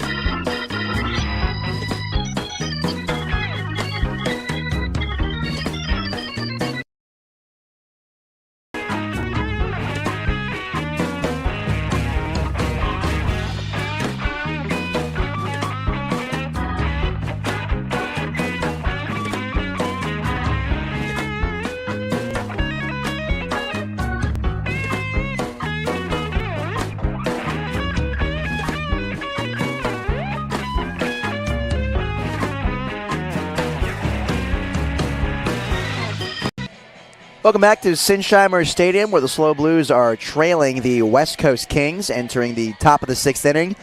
Alec Narin heading back out there for his second inning of work. The Pepperdine right-hander trying to close the door and prevent any more runs from the West Coast Kings so the offense can get to work. And so far, he's doing a pretty good job, going 1, 2, 3, all via the strikeout back in the 5th inning. Yep, 3 bottles of Bon Tom's Creole Cafe Slow Heat given out in the last inning by Narin. Yeah, Ryan and I were recently enlightened by the hot sauce after putting him on some Old Slow barbecue tacos. Whoa! Umpire almost gets smoked by the throw down to second base. Got to be paying attention out there. Sorry, I totally cut you off there, but I mean, okay. I just got to tell you that field umpire almost just got absolutely drilled by the Blake Gregory throw down to second on the throwdown. I was going to say, my mouth is still watering from those tacos and the hot sauce. They're living in my brain rent-free right now. Plenty of good options here, but if you come, now I would highly recommend you get the tacos, tri-tip and carnitas. Absolutely. Make sure to get a program when you first enter the stadium as well, so you have the chance to earn a free bottle of hot sauce when the SLO Blues strike out a batter. That's a good deal. As our PA guy Jim says, you hand him a 5, you get a program and 2 tennis balls. Tennis balls used for another promotion here at the ballpark. And we just wrapped up that promotion in between innings. He set up a bucket behind home plate, and they give the crowd their best shot as the fans tried to throw the tennis ball over the netting behind home plate, and they try to get it in the bucket, or at least get it as close to the bucket as you possibly can. As this one sharply hit out to right center, Cervantes is going after it, but here's going to be extra bases for Sam Rivas. Chugging around second base and heading for third. Here's the relay coming in with the head first slide. And not in time as Rivas is in there safely with a triple. Now Narin has to work. You run her on third with nobody out. Got to try to get out of this with limited damage, as the Blues are already down 3-0. Yeah, and this one was cooked down the right center gap, and it was a tough angle to take for Cervantes. I think he was running flat at it, and then it took a couple skips, and he had to change his angle going towards the wall, but there's not really much he could have done based on how well the ball was hit in the gap. But that's Sam Rivas' second base hit of the day. He had a single back in the first. He's continuing to see the ball well after he went 3 for 4 last night against the Blues. Also had an extra base hit there too with a double and 2 singles. So now it's Jake Lyle, the catcher, looking for his first hit of the day. Had one last night as he went 1 for 3 with a base knock. Infield in for the Blues. Missing upstairs on the fastball with Narin. In the 6th inning, the Blues are not willing to trade an out for a run, already down 3-0. Infield in, looking to make a play at home if anything is hit right at him. 2-0, skipping in front of Gregory for ball 3. Outfield shaded towards the left as the wind continues to jet out that way. Weil sent a ball to left field back in the 3rd. Looked like it had a chance for extra bases, but Furness played it well. 3-0 taking all the way for ball 4. So now runners at the corners for the West Coast Kings, and now that gives way to Tyler Smith, who's grounded to third base his first 2 times up today. I don't hate the cautious approach there with the runner on third and nobody out. The only issue is now you have to face Smith, who's hit the ball hard on the ground twice, and then after him is Lee, who's got on base twice already. Now here's a mound visit from manager Dean Traynor, talking it over with his infield as well as Narin. All sponsors of Blues baseball here on the Central Coast. Probably some defensive strategy with the runners on the corners and nobody out.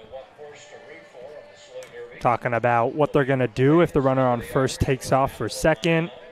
What might happen if the ball's hit hard to a middle infielder. Jake Lyle at first base.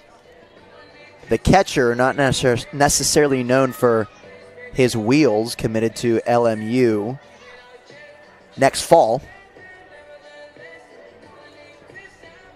at first base, and Sam Rivas, who clearly has speed after that triple at third.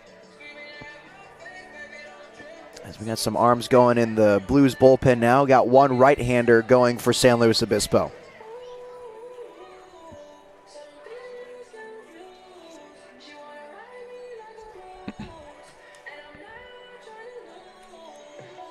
Eight stolen bases in his 2 years of varsity. 6 in his senior year for Lyle over at first.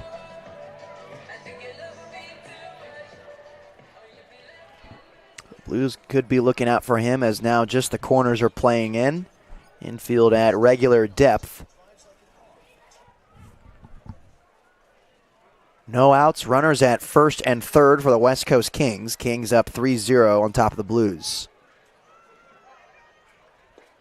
First pitch, swing and miss to Tyler Smith.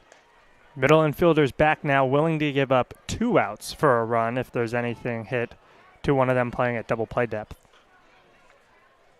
Aaron comes set. Kicks and fires. In there for strike 2. Good job by Nairn to get ahead in a huge strikeout situation.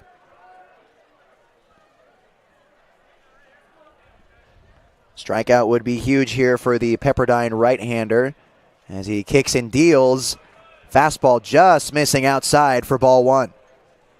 And I tell you, especially with strike 2 and the way that the zone has expanded today, I thought that was in there for strike 3. Yeah, it was close for sure with how big the zone has been today. So 1-2 to Tyler Smith, and Aaron steps off the rubber.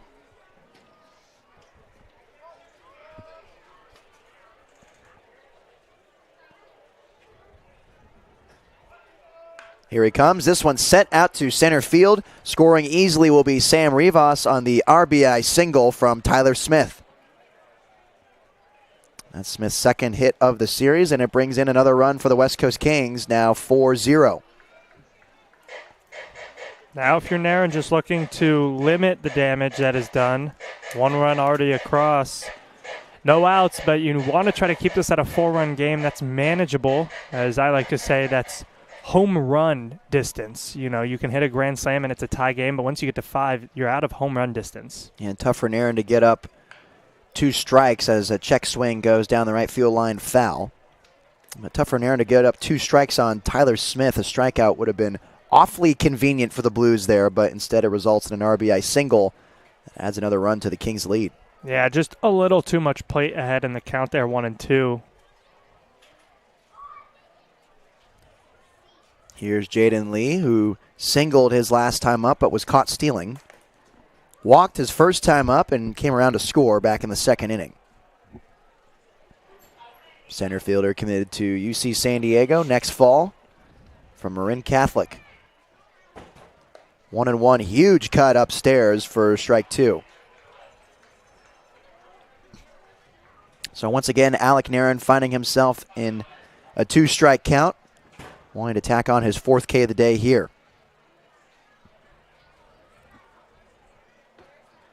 "14 strikeouts and 93 plate appearances his senior year at Marin Catholic for Jaden Lee. Fastball just missing outside for ball 2. A high school that's really well known for their baseball. One of the larger private schools in Northern California. 2-2 to Lee, swinging and fouling straight back, and will do it again.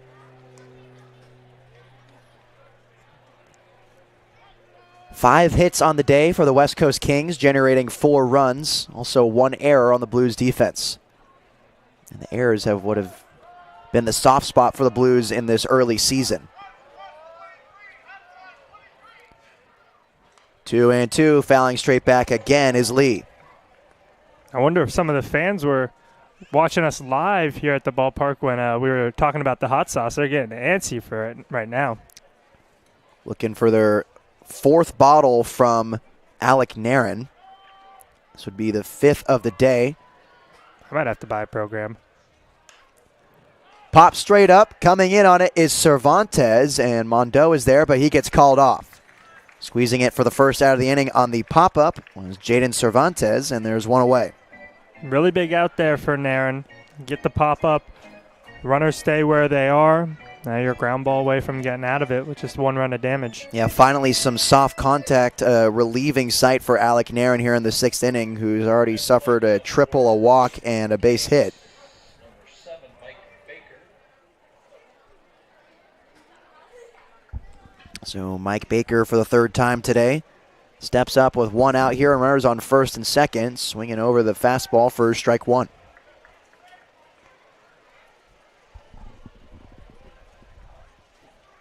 Baker from Chico State just wrapped up his freshman year as a Bobcat. Fastball missing away. I don't know, it seems like a rather sudden change, but that zone is shrinking. Yeah, a little inconsistent from the home plate umpire. Pitcher's nightmare. Look to first, now comes home. Another big cut from Mike Baker. Now down 1-2 to Alec Nairn. Really good changeup there from Nairn after setting him up with back-to-back fastballs. It just ducked below his bat, and he was a little out in front of it as well. Choking up with 2 strikes here is Baker. Swings and pokes it down the right field line. This one will be foul. A sigh of relief from Alec Nairn, as that would have brought 2 runs home. Yeah, huge sigh of relief. Like I mentioned, you want to keep this just a 4-run ball game. Manageable distance for the Blues to come back. Just 4 innings remaining in this game. 14 RBIs in 22 hits, his first season as a Wildcat at Chico State. Now here he is, 1-2, swing and a miss for strike 3. So Alec Nairn hands the 5th bottle of hot sauce for the day for the SLO Blues. Off the strikeout to Mike Baker, that's his 4th of the day for Nairn, and now it's Preston Scott, the designated hitter. That's a huge strikeout there, and fans got to be happy. Left-handed hitting DH. Sack bunt first time up, then popped out to right. And he hits this one into shallow center, falling in front of Royal. Coming around to score is Lyle, and he will do so standing up. Throw was offline from Chris Johnson, as Jake Lyle comes around from second to score for the 5th West Coast Kings run of the day. And I think Chris Johnson probably should have let that ball go. It looked like it was going to be a 1 or maybe 2 hopper to the catcher, Gregory, and Royal has already showed off his cannon that he has out there in center field. I think he might have had Johnson let it go. And I think the ball beat him there by about a half step, even with the cutoff, but it was a little to the left-hand batter's box, so it was a tough tag for Gregory. Alec Nairn's day is done. We have a new pitcher for the SLO Blues coming in, and we will be right back as we allow him to warm up on the SLO Blues streaming network.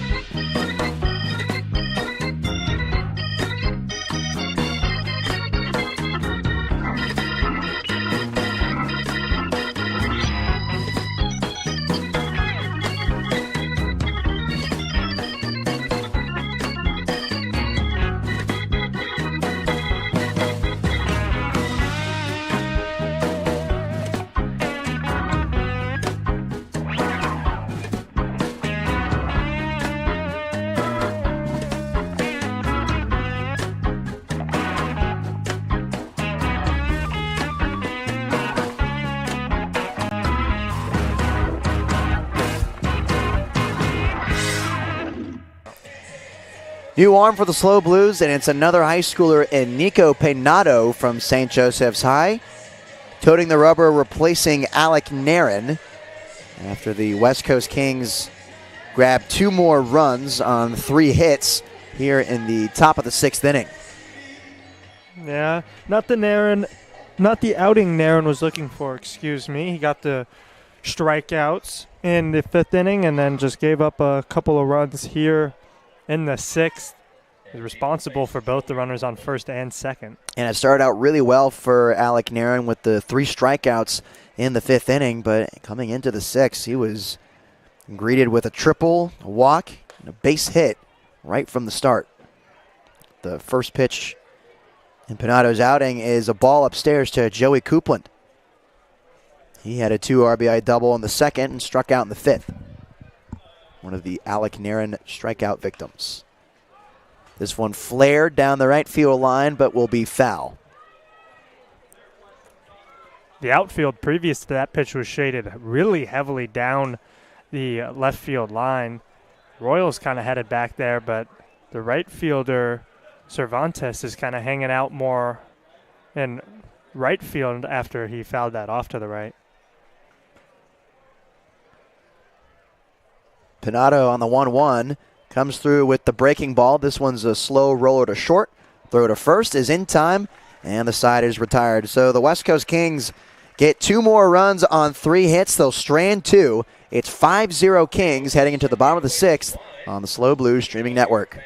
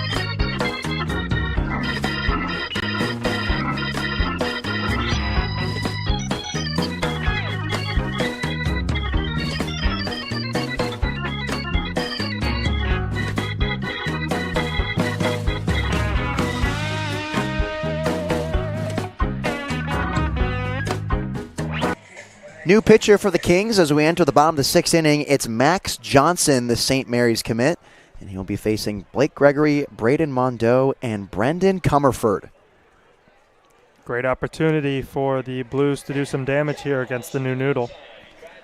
We'd like to remind you that this half inning is brought to you by Plan Perfect. Be sure to contact Sherry Tollerman at planperfectretirement.com. You can find Sherry Tollerman at 949-223-8397. Plan Perfect, corporate retirement plan specialists. 1-1, Blake Gregory holds up his swing for ball 2. Now 2-1 to the left-handed hitting catcher. A really good take there by Gregory, the slider that started out over the plate and just ducked down by his knees and was able to hold up his swing. Swing and a miss for strike 2. Max Johnson graduating from San Ramon Valley High School this year. Right-handed pitcher at 6'3", 185, going to be a Gale next year for St. Mary's. 2-2. This one sharply hit up the middle, ranging to his left, and botching it is Rivas at second. And Blake Gregory is awarded first base. Good piece of lumbar there from Gregory to get it in play, hit it back up the middle. It was a tough play from Rivas, and I think even if he made the play, Gregory was going to beat it out. Yeah, it'll go down as a hit for Blake Gregory. That's his first as a SLO Blue as he reaches first on the single. And now Braden Mondo, who's 0 for 2 on the day, digs in for San Luis Obispo. Picked to first, not in time. Really good game from Radke, his final line. 76 pitches in 5 innings, 3 hits, no runs, a walk, and 3 strikeouts. The Jamestown University Jimmy getting it done here as the throwback to first is not in time.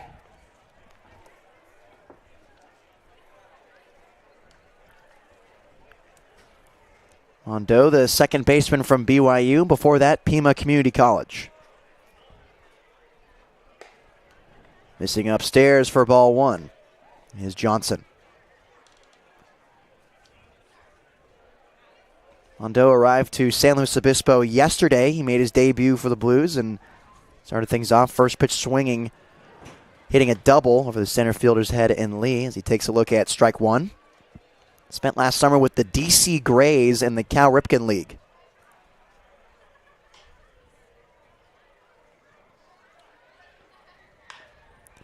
High bouncer up the middle. Linteo is there. Tap second base. Now throw to first on the run.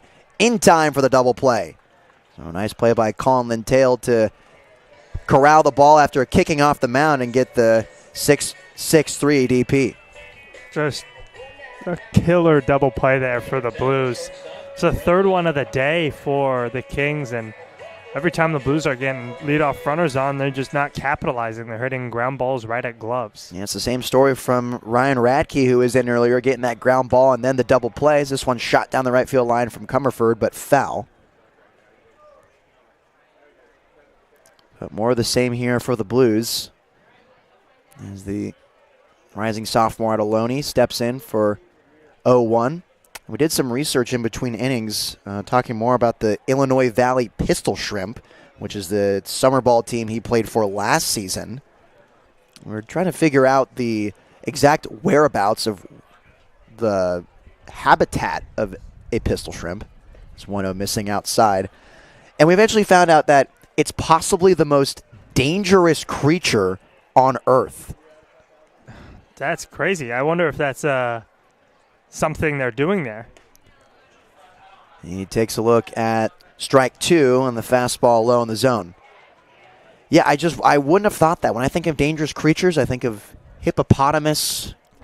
That's a crazy first one to think of. Yeah. Great white shark. Tapped foul. Nice hands by Rene Regalado at third base to scoop up the foul ball. Almost as crazy as my Lamont Wade take yesterday. So I'm looking at here, when you first search pistol shrimp, the reason it's called a pistol shrimp is they do make sounds in there in the water. It's a loud pop. They have these big, meaty claws on them. It's like a miniature lobster. The right one is a lot more bigger than the left, and they snap it. Interesting. Here's a soft tapper right in front of the pitcher. Will go to first, and the throw is in time. So Max Johnson retrieves the grounder from Brandon Comerford. He's retired for the third time today, and we'll head to the top of the 7th inning. West Coast Kings up 5-0 on the SLO Blues on the SLO Blues streaming network.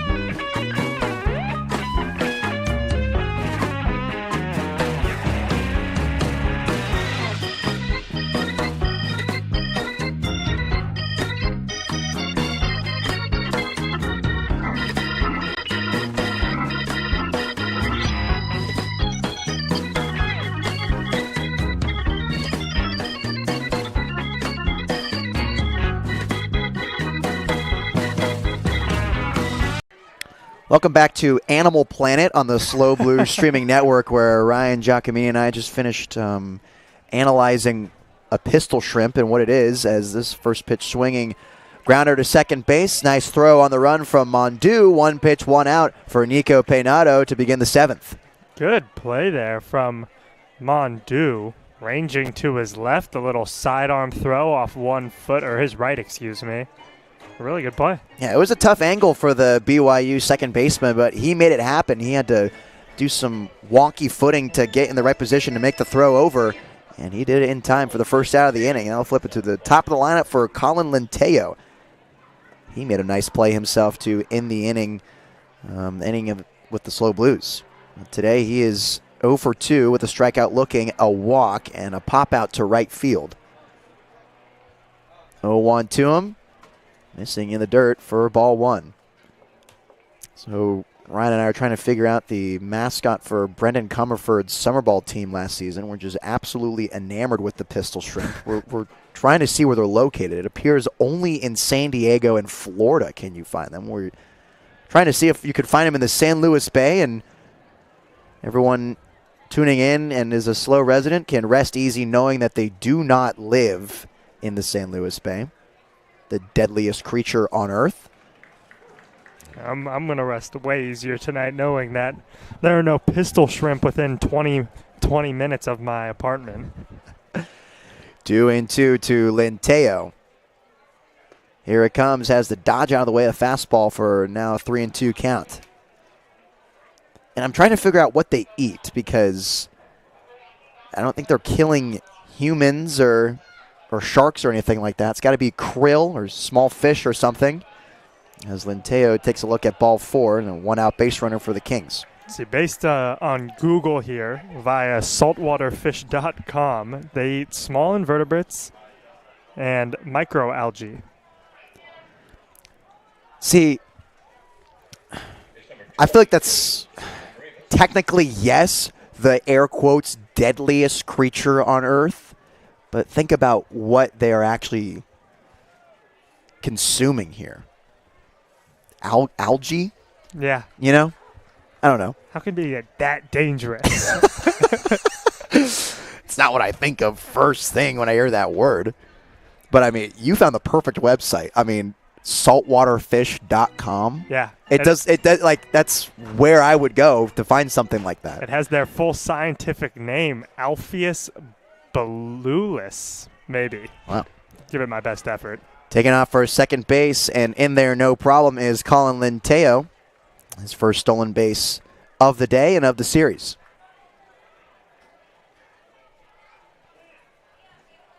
And Sam Rivas, who's been living in the nightmares of the Slow Blues these past 2 games. 2 for 3 with a triple and a single, scored both times on. Strikeout looking in the 3rd. Kids, if you want your picture taken with Bluebell, Bluebell's making an appearance right at the top of our stairs here.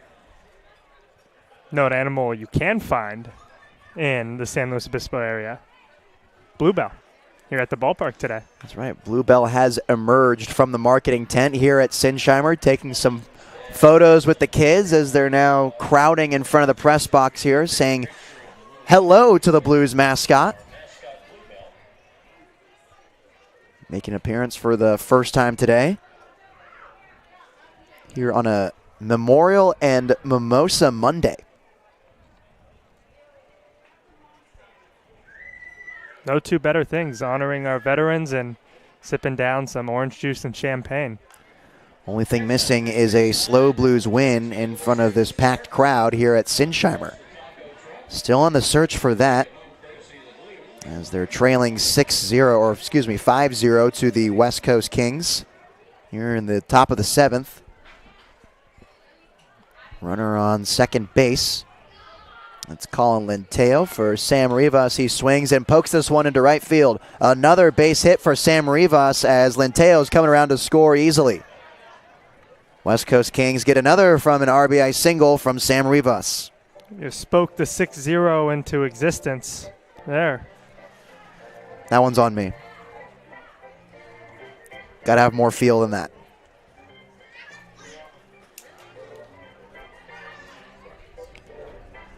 One out in the 7th inning, and Jake Lyle steps in now, searching for his first hit of the day. He reached safely back in the 6th, came around to score on the RBI single from Tyler Smith. He got on via a walk, flew out to left, and had an RBI double play in the 1st. Missing inside for the fastball for ball 1 is Nico Pinato. And Pinato, one of the premier arms on the Central Coast high school baseball scene from St. Joseph's High School, is taken off for second. Is Rivas. Throw is there in time. So Sam Rivas is caught stealing. And there's the second out of the inning for the SLO Blues. A really good throw there by Gregory. We've seen a few good throws now on some stolen base attempts. The one in the 4th inning where he caught Jaden Lee stealing. And that one as well. 1-1, bouncing ball to McMillan at third. Nice throw over to Johnson, and the side is retired. So Nico Pinato gets another run off him from the RBI single from Sam Rivas. West Coast Kings up 6-0. It's time to stretch on the SLO Blues streaming network.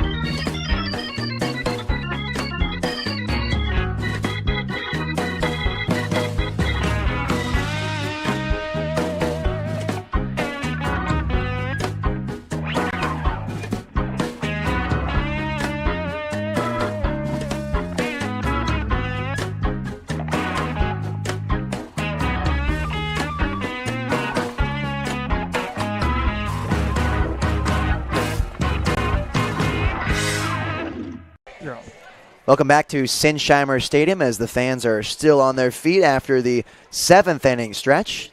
West Coast Kings are up on the Blues 6-0 after adding an insurance run back in the 7th inning off an RBI single from Sam Rivas. It's rolling back out there is Max Johnson for the West Coast Kings, and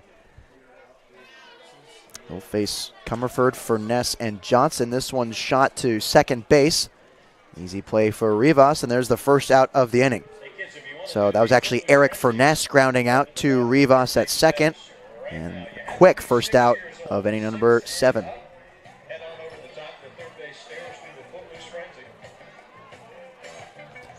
Chris Johnson wanting to find a gap here. He did so late in last game where he went 1 for 4 against the Kings with a base hit and a walk. So far today, a fielder's choice and a grounder to third. Pokes this one, a slow roller to Rivas on the right side of the infield. 2 quick outs for Max Johnson. And it seems like we haven't seen the offense challenge the West Coast Kings like we saw last night today? It's almost night and day, the approach that they're taking up to the plate. Yeah, it's been really interesting. Last night they were super patient, and it worked out. I mean, you had Chris Johnson, who had five pitch at bats. Other guys like Kuchia had multiple good at bats, and tonight you're just attacking first pitch and early in the at bat. What's interesting too, I think a big cause of that is 3 of the batters in the lineup tonight didn't play against the Kings last night, and we have 3 Blues making their debut. So a lot of new faces in the lineup tonight could explain the different approach we're seeing today, but we're seeing an entirely different ball club as they're getting shut out through 6 here against the West Coast Kings. Brody Miller looking for his second base hit as a slow blue. He got his first back in the 5th inning. A single off Ryan Radke. Here's the 2-1 to the Sonoma State Seawolf, taken for a ball. 3-1 to the designated hitter. Looking to start a 2-out rally, get on base for McMillan. Miller takes a look at strike 2 on the fastball. 3-2, 2 outs, base is empty. Slow Blues trailing by 6. They only got 4 hits on the day. Brody Miller wanting to make it number 5 with 2 outs. Here it is, slow roller to Linteo at short, has to come in on it, throw on the run, is not in time. So Brody Miller, an infield single for the Sonoma State designated hitter. Way to run that out hard. It was soft to Linteo, but he was running hard. Linteo had a tough time getting it out of his glove, and Brody Miller's on base with 2 outs for McMillan, who drew a walk in the 3rd and hit the ball hard at the second baseman in the 5th inning. So looking to get something going, get some runs on the board here in the 7th. Yeah, it seemed like Linteo had some difficulties getting his fingers through the webbing as he was running in on that grounder. Couldn't quite get it out of his glove in time, and as you said, the hustle from Brody Miller paying off as he beats out the infield single, and hopefully starting a 2-out rally here for the Slow Blues. Slow just looking to get on the board somehow as this one's dribbled down the left field line, but foul for Jacob McMillan. Great time for McMillan to get his first hit of the summer with the Blues, with a runner on first, down 6 runs, looking to spark something. The kid is a rising senior at Rigetti High School down in Santa Maria. .329 average for the Warriors last season in his junior year on varsity. He's been on varsity all 3 years he's played for Rigetti High School. Never had an average below .320 in his 3 years. Fastball taken for a ball, now 3-1. We talked about the inconsistency of the umpiring behind home plate with that outer half of the zone to right-handed hitting, and hey, at least it's going both ways to both the West Coast and the San Luis Obispo pitching, as that one's actually in there for a strike. Speaking a lot of things into existence today. Yeah, inconsistent is definitely what we are seeing from the umpire behind home. We saw it a little bit yesterday as well. 3-2 away, and taking off for second base is Miller. Rounder to Rivas, throw to first is in time. So the Slow Blues strand 1 runner off the second hit from Brody Miller and the ground out from Jacob McMillan. Still 6-0, West Coast Kings will go to the top of the 8th on the Slow Blues streaming network.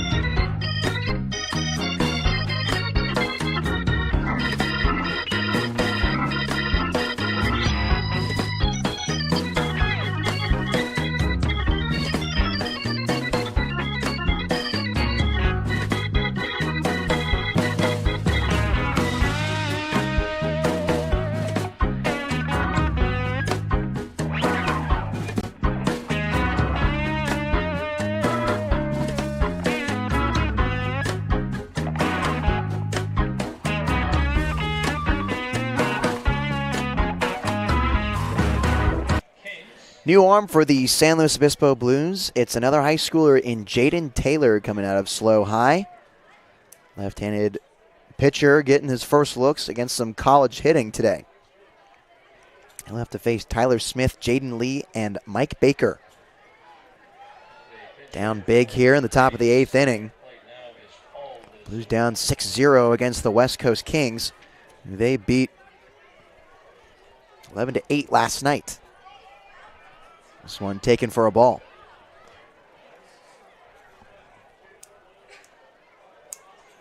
Little nugget about Jaden Taylor. His father actually played for Larry Lee at Cuesta College back in his playing days before transferring to San Francisco State. And then eventually Sonoma State, as taking strike 2 is Tyler Smith. That was a really good changeup there by Taylor. A little lefty movement, ducking away from the righty batter. Try to go same pitch there, but missing inside to Tyler Smith for ball 3.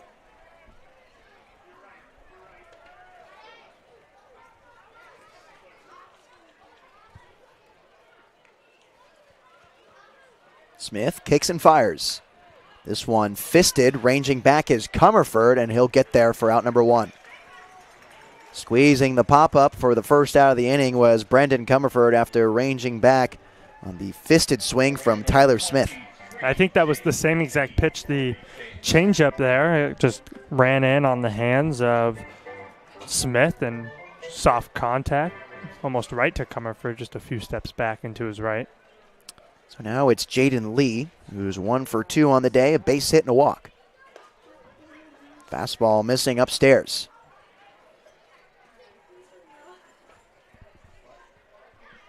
Taylor, the team's primary first baseman at San Luis Obispo High, splitting time with Chris Johnson over there. This past season on varsity as a sophomore, a 2.33 ERA and 12 appearances, 30 innings pitched. One is nubbed right back at home plate for strike 2. A lot of youth out here. I mean, he's a rising junior, which means he's the graduating class of 2026. That makes me feel really old. It makes me feel. You did not have to say that number. Yeah. I mean, that's the year I graduate college, hopefully. I think you'll be fine. Yeah. 1-2, slider slips out of the fingertips of Taylor for ball 2. And that one just really slipped out. It looked like he had a pretty good release point. It just kind of came out early. 2-2 to Lee. Pokes it out of play behind the SLO Blues dugout. Staying alive with 2 strikes here. Jaden Taylor looking to get a college strikeout as a rising junior in high school. Here's a chopper to Comerford at short. Gets a nice hop throw to first. Plenty of time to get out Jaden Lee, excuse me. Second out of the inning for the SLO Blues. And Taylor doing a good job so far early on in this inning. Yeah, really good to see from the young buck.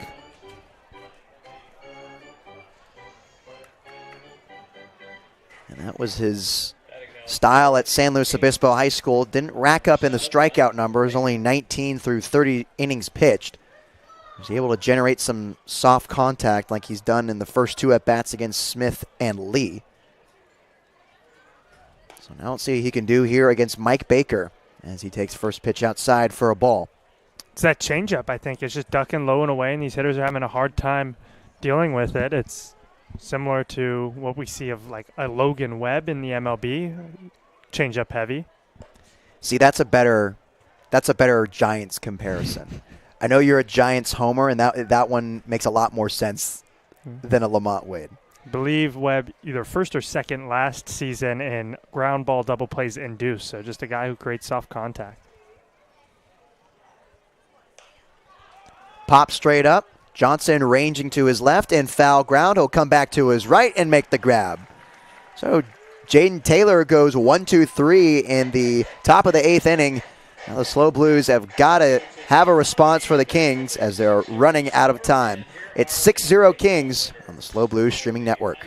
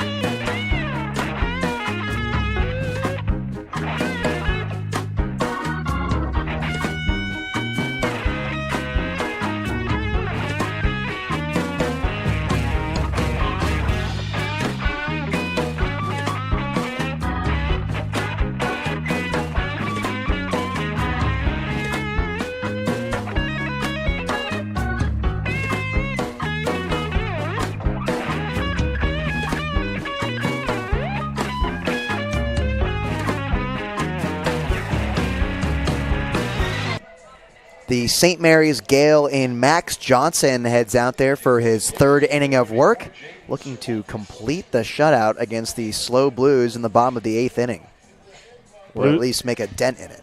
Yeah, Blues need to get it going right now. They only have 6 more outs on the offensive side of the ball. And it's really taken them a while to get going here in this afternoon game against the Kings. Whenever they seem like they got some sort of momentum and some solid piece of contact, it eventually results into a double play and immediate 2 quick outs.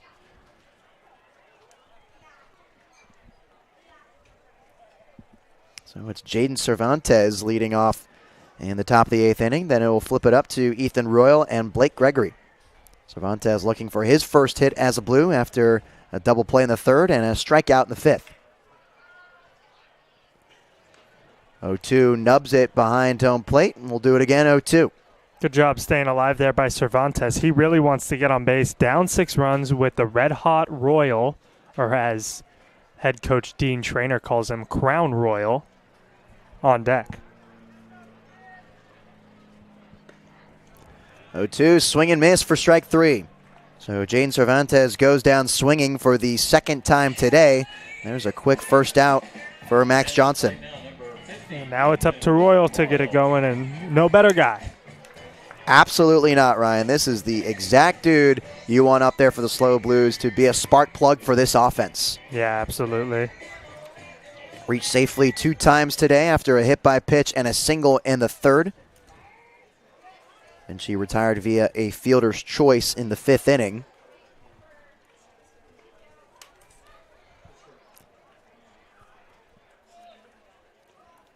And if I'm not mistaken, Crown Royale is the alcoholic beverage. Wonder what stories Dean Trainer's got up his sleeve to explain this nickname to Ethan Royal. Probably too many. Manager Dean Trainer's got a story for every situation. It's always a good conversation with him before games.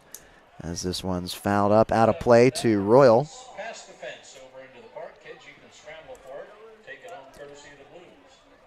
2-1 to the center fielder from Utah Tech, a trailblazer.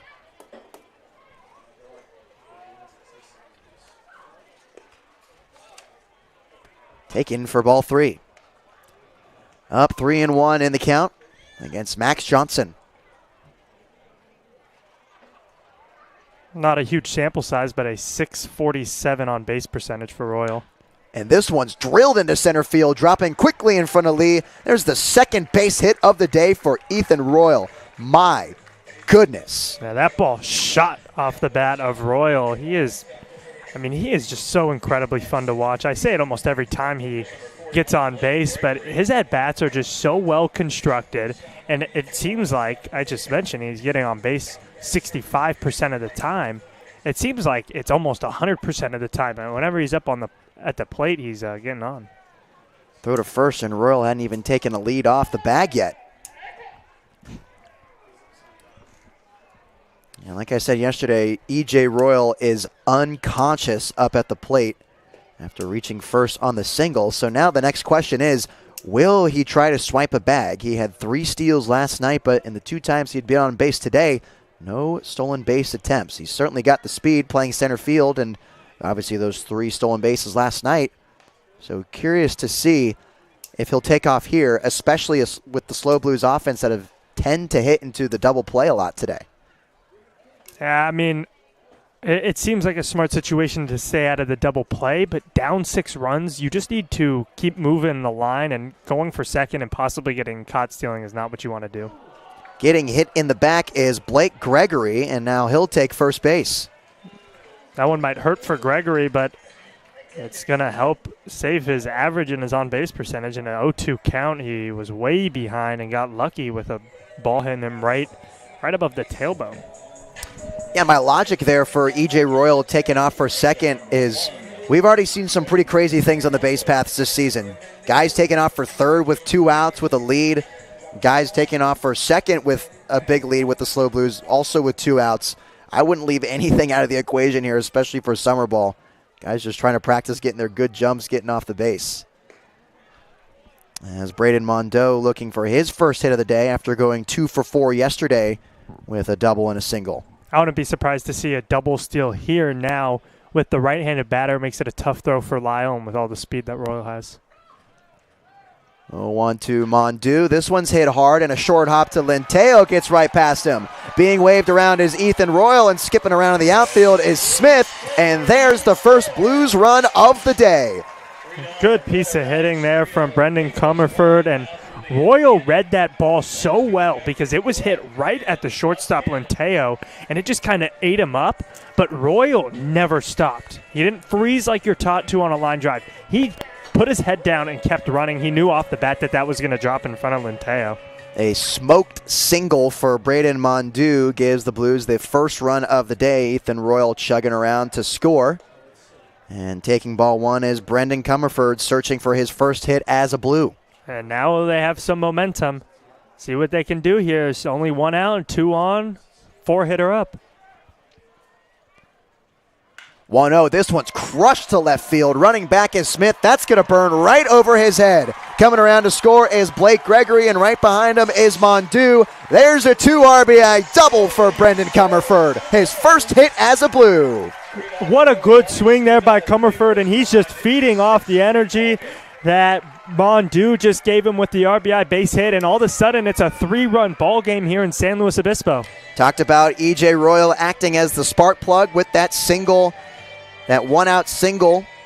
And surely enough, after that, a hit by pitch, a double, and a single to follow right after that. And all of a sudden, the lead is cut in half, 6-3 in favor of the Kings. Some loud contact here in the 8th inning. Finally for the Blues. A lot of numbers, a lot of grounders today, and now these baseballs are being shot out of a cannon from the bats of San Luis Obispo. So as head coach Kyle Gross heads out toward the mound, we got one guy doing some J-bands on the chain link fence in the West Coast Kings bullpen. We'll get you an update on who that is as soon as I can get a number. And standing in now for the Slow Blues will be Eric Furness. He's seeing the ball pretty well as his career with the Blues. In his game 2 against the Dodgers, he was 2 for 4. He had 2 RBIs there. Has a base hit today and a stolen bag.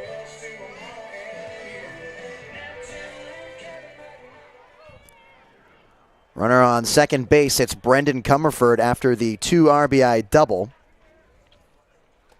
And Eric Furness with no batting gloves looking to do some damage as this one gets away from Lyle.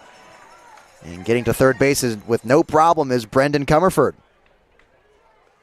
Now another good opportunity to get another run. 1 out, runner on third, base hit will score him, a sac fly will score him, a ground ball would score him. Just got to get the ball in play here. Anything other than a K would be nice here from Eric Furness.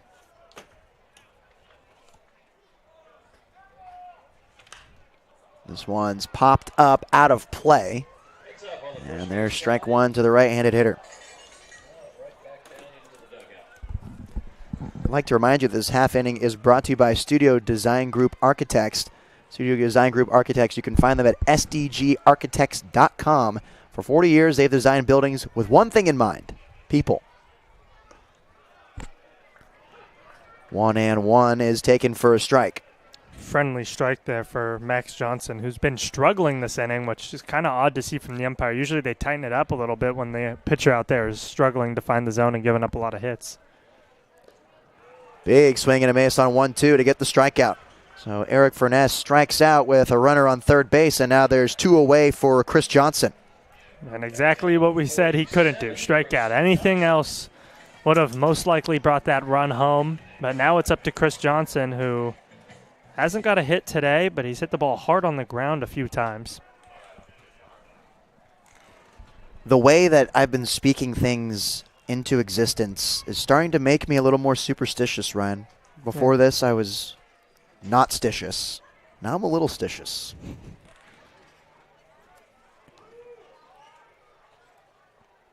(1-0) to Johnson is taken away for ball 2. As you said, looking for his first hit of the day. Had one last night against the West Coast Kings late in the ball game. Hoping to replicate that again here with a runner on third, down 3. 3 balls in a row to Chris Johnson. And on deck is Brody Miller, who has 2 base hits, so it would be a good guy to get up here with a chance to really shorten this lead by the Kings. 3-0 to Johnson, taking all the way in there for a strike.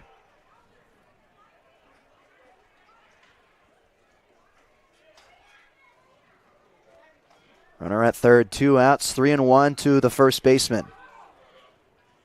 Here he comes, almost hits him, and there's ball 4.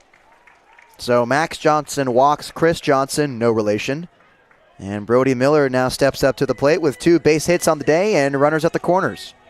Good opportunity for the designated hitter, Miller, to get another run across, maybe even more. Already has an RBI on the season in the first game, a RBI ground out. Yeah, after struggling in Game 1 against the Coastal Dodgers going hitless, he did get the RBI ground out. He was also hit by a pitch, but today he's been doing a lot more damage with the stick with the 2 base knocks, and did ground into a double play, but 2 for 3 nonetheless. And now we got a pinch runner coming in for Chris Johnson. I believe it's Jackson Howell, but it's hard to tell from our vantage point.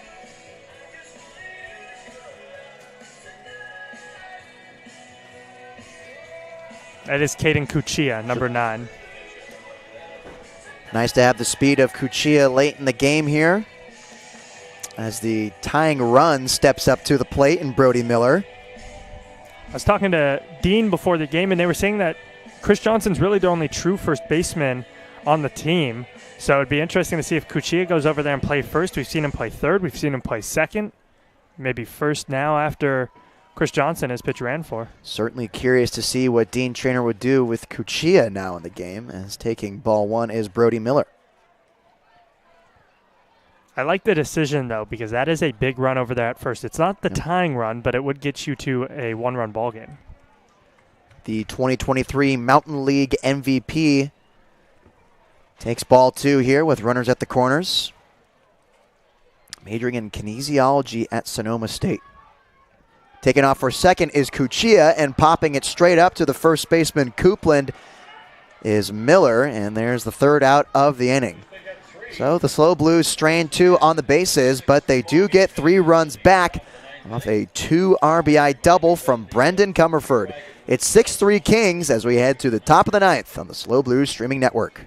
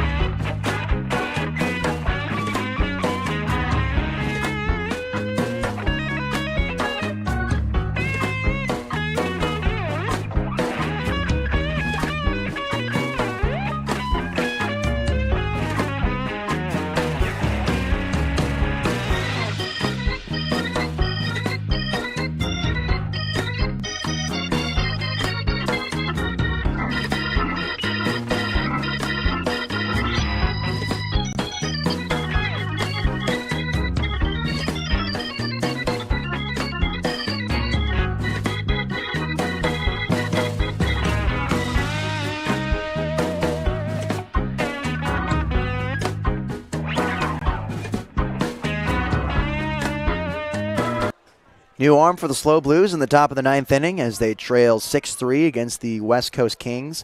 It's Chance Evans, another high schooler from SLO High, was under Dean Trainer this past season as first pitch chopper to Comerford. Throw to first is in time to Caden Cuccia, who's got the first base mitt on.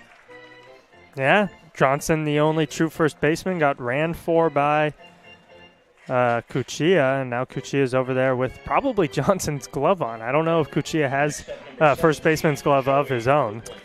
It's a little funny to see the small frame of Caden Cuccia and the giant first base glove on his left hand. Missing outside on the fastball is Chance Evans, who pitched in 14 2/3 innings this past season with the Tigers. 23 strikeouts in that appearance. 1-0 missing downstairs. Dean Trainer raved about Chance Evans and how hard he throws as a primary third baseman for San Luis Obispo High School. The rockets he throws over to either Taylor or Johnson at first caught the attention of Dean Trainer. He decided to put him on the mound and loved the decision every time he did so. And certainly a strike thrower. Only 8 walks in those 14 2/3 innings to those 23 strikeouts in his senior year with SLO High. Not a bad hitter either, 257 average at the plate this last season. And Joey Coupland will walk. So Chance Evans, after getting the first pitch ground out, will now walk the first baseman for the West Coast Kings. And now it's Addison Janowitz who's looking for his first hit on the season.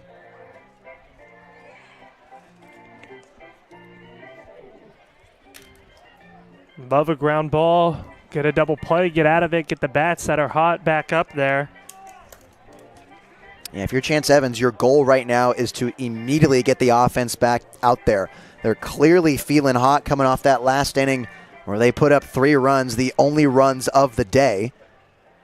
Stringing together now a total of 8 hits are the SLO Blues, as a throwback to first is close, but not in time. That pickoff, that move actually had the runner kind of hanging up out there, but it was a little offline, and Cuccia had to go to his right to get it. Janowitz takes the fastball outside for ball 1. Janowitz popped out to Royal in center, struck out swinging, and grounded to second.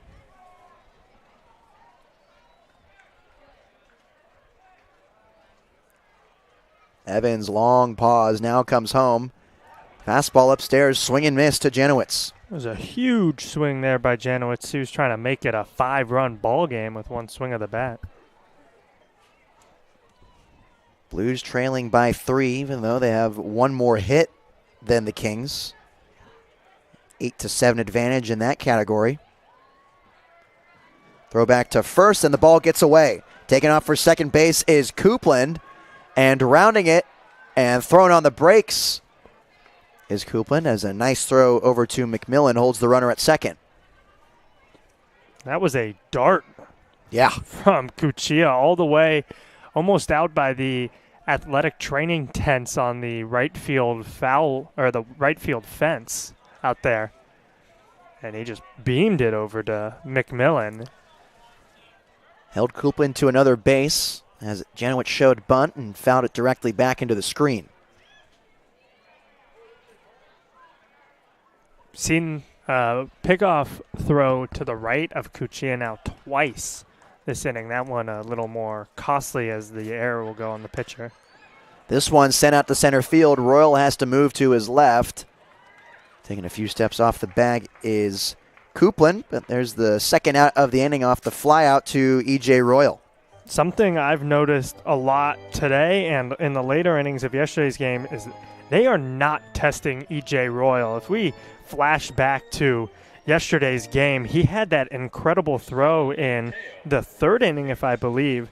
Yeah, or the 4th inning to throw out Smrdiak at home. Yeah, that completely caught me off guard because Smrdiak was coasting in, and the catcher Lincoln Whitney almost deked him, standing lock-legged in front of home plate. And that throw, that frozen rope from E.J. Royal, just caught everyone off guard, I think, except for obviously Lincoln Whitney, who just grabbed it, applied the tag. Very impressive defensive outing for E.J. Royal yesterday as he continues to flash his talent both offensively and defensively. As Colin Linteo, the leadoff batter, now falls 1-1. Now takes on the slider and moves up in the count 2-1 against Chance Evans. Just shows you the effect one play can have on the entire series. They haven't tested him. It's letting the Blues defense relax a little bit out there. It looks like Linteo got hit with that fastball on the left arm, and he'll take first base on the hit by pitch. We've been raving all weekend about E.J. Royal. He has been such a blast to watch out there. He's playing incredibly on both sides of the ball. He has 2 hits today. Let's see, what did he do yesterday? He had 2 hits yesterday, 2 hits in the second game of the season, 3 hits in the first. I mean, he's multi-hit, 4 straight multi-hit games for E.J. Royal. Yeah, heading into today, he was 7 for 13 with 3 extra base hits and 4 singles. And then now today, he's 1 for 3 with a hit by pitch. 2 for 3. Got a base hit 2 for 3, that's right. Third and the 8th, yeah. So what he's up to 9 for 16? 16. Jesus. My Lord. That's good. I mean, the hype for him is real. We keep talking him up throughout all the broadcasts. I mean, there's nothing else you can really do. The kid just keeps producing, and he has just been the face of the Blues early on in these 4 games. He has been the guy to watch. And speaking of, Sam Rivas stepping in for the West Coast Kings. He's been their best hitter in this 2-game set. Yeah, I mean, how much longer before we got Ethan Royal jerseys being sold at our merchandise tent? In the world of NIL, probably not too long. 0-0 missing upstairs to the second baseman Rivas. I mean, I would buy one. I would. Yeah. As long as they're fairly priced. 1-0 missing upstairs to Sam. And we got the merchandising tent in front of one of the Old Slow barbecue pits here at Sinsheimer Stadium. Little pop-up tent full of hats, T-shirts, replica jerseys with no names on the backs of them. Also selling hoodies, visors, straw hats, I believe I saw as well. Yeah, license plate covers. They got teddy bears over there. They got everything. They got everything you could possibly want to rep the Slow Blues. Plenty of swag over there at the merchandising tent. As the timeout is called at home plate by Rivas. Rivas 3 for 4 on the day. With an extra base hit, that triple in the 6th, he came around to score. Huge cut at the fastball low in the zone. Now 2-2 to the second baseman. Now, I would find it a great day if I came out to the ballpark, got some of those lovely tacos with some hot sauce we had earlier, and then I get to go pick up a Slow Blues hat over at the merch tent. Oh, and guess what? You can grab yourself a mimosa, too. 2 o'clock games. Deuce is extremely wild again. The second baseman wearing 22. 2-2 with 2 outs. Missing inside for ball 3. Now this becomes a huge pitch with the 2 on with a full count and 2 outs. Both runners are going to be going. A ball in the gap is a 2-run hit. Both runners take off, and fouling straight back towards the net is Rivas. So it looks like Omar Reynoso getting loose in the bullpen for the Blues. Lefty from San Mateo College getting hot. He had a pretty solid outing his last time out. He gave up 2 runs, but neither of them were earned in 3 innings. Slide step missing downstairs, and that'll load the bases. A 2-out walk to Sam Rivas will now call up Jake Lyle, who's looking for his first hit of the day.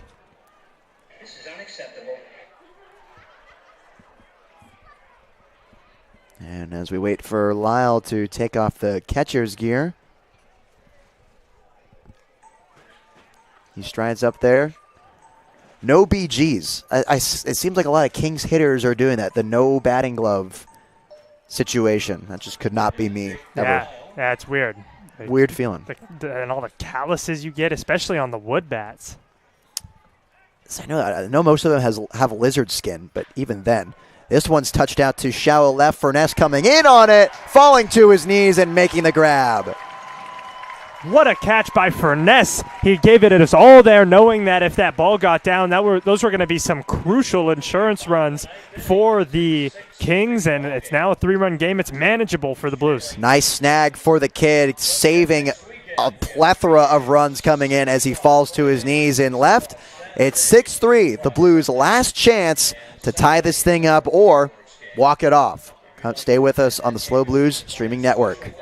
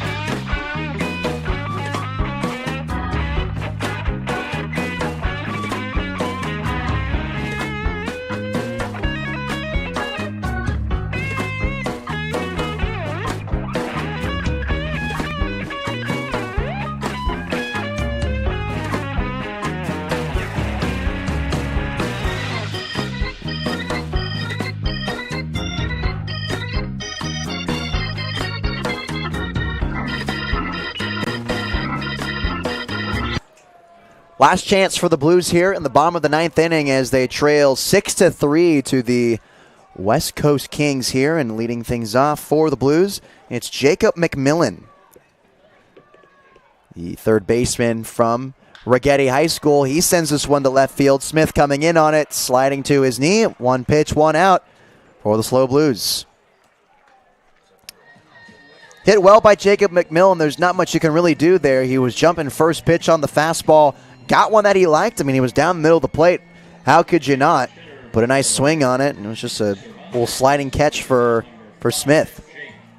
So now we're going to see a pinch hitter in for Jaden Cervantes. It's Jake Hicksenbaugh.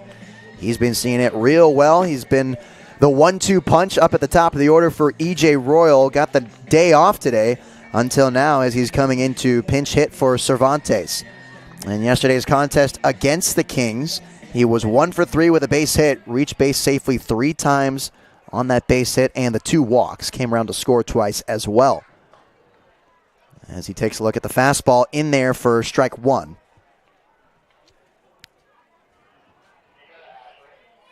Hicksenbaugh, multi-hit game in game 2 against the Dodgers as well, as he's the recipient of strike 2. Doesn't agree with that one. So Hicksenbaugh now down in the count, 2 strikes.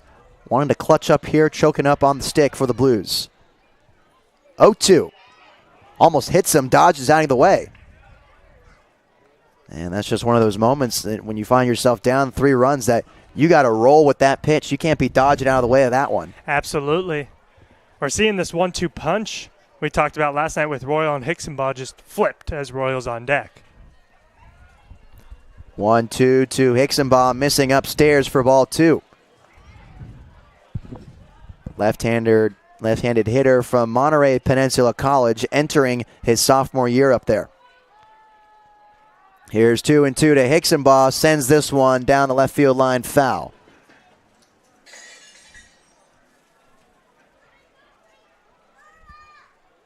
Got some pitchers stretching and getting loose in the West Coast Kings bullpen.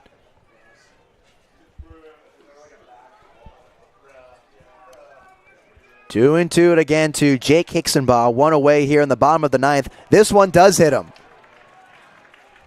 So Hicksonbaugh stands in there and takes the hit by pitch. And there's a one-out base runner and possibly the best guy you could ask for out there on the base paths. Yeah, absolutely. He has so much speed and best guy on the base pass, best guy in the batter's box. Ethan Royal, red hot, has a chance here to get some runs across, keep this inning going, and give Gregory and Mondu, who are due up, a chance. Things are looking up for the SLO Blues here as tensions are rising with one out and Hicksonbaugh at first base. He was caught stealing last night, but he paired it with a successful stolen base as E.J. Royal takes the first pitch ball upstairs. And I would be very surprised to see him steal here down 3 runs. You do not want to make that second out at second base. You'd rather have him just on the base pass as a speed threat out there. 1-0 missing inside to E.J. Royal is Max Johnson, who's out there for his 4th inning of work for the West Coast Kings.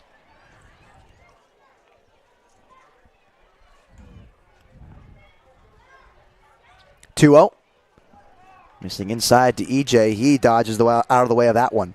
And again, what you said with Hicksonbaugh, you got to eat that one. You need base runners. If you get on, Gregory is the tying run standing on deck, but if Royal's on first, that tying run is now standing in the batter's box. 3-0 slide step in there for a strike. That one might have missed a little upstairs, but E.J. Royal will do it again here in a 3-1 count. Yeah, that pitch looked a little bit high, but the call was given by the umpire. 3-1, nubbed up the middle. Another base hit for E.J. Royal. This guy is unbelievable. Unreal stuff from the center fielder from Utah Tech. He is just seeing it so well right now for his 3rd single of the day. I mean, what? This is our 4th game. We're not even done with the 4th game of the season. And E.J. Royal has 10 hits. Is that right? Yep, yeah. 10 hits. Wow. Now a mound visit from head coach Kyle Gross. And I know we've been talking about him a lot, but, I mean, you used to play. When you're this hot, how does it feel as a player? Incredible. Feels like you're floating. And when you're up there, up at the plate, the ball looks 10 times larger. You're not even thinking about an approach. You're not even thinking about what pitch to expect. You're honestly just going, see it and hit it. And I think that's what E.J. Royal is doing right now. I think if we were to ask him what the approach is, he's going, just want a good pitch to hit and put a nice swing on it. And that's exactly what he's doing. This one, not as hard hit as the other 2 singles he had today, but still passes the baton. It was a nubber up the middle for his 10th hit in 4 games. That's just ridiculous. A 4-game multi-hit streak. He has scored runs in all 4 games. He's really doing it all. So now Blake Gregory steps in now for the 5th time today. He's got 1 hit today. Flew out to left twice, hit by pitch, and a single in the 6th. Keep the baton moving. If Gregory gets on, you've got the tying run on base, a winning run at the plate. Missing outside with the fastball, 2-0. And I think if you're Gregory, he should just continue to take pitches. It looked like the strike that was called on Royal was a ball, 3 before that, and then Royal got a base hit up the middle, but I would just keep taking pitches. This one down the middle for a strike, now 2-1 to Gregory. Now you can attack the ball a little bit more. Strike thrown, you know the pitcher can get it out over the plate. Just look for your pitch here in a 2-1 count. Entering his senior year at Cabrillo High School. 2-1 to the catcher. Here it comes. Missing downstairs, and the ball gets away. Runners advance to 2nd and 3rd. And now in scoring position when a 3-1 count is Blake Gregory. And now it's interesting to see what Johnson is going to do here. Is he going to attack a hitter in a 3-run count, give him a chance to maybe get a base hit that scores 2 runs, or just, pitch around him, see if he chases something, or if he doesn't, it's a walk, and now you have a double play ball in play. 11 RBIs last season, his senior year, and he gets hit by the pitch. There's the tying run on base, and now Braden Mondu will step up. Mondu, a huge opportunity here. The Blues fans are getting rowdy. And Kyle Gross heads on out there to talk with Max Johnson. And his day is done. So Max Johnson comes out of this game after loading the bases with 1 out. We got a new pitcher for the West Coast Kings. Stay with us on the SLO Blues streaming network.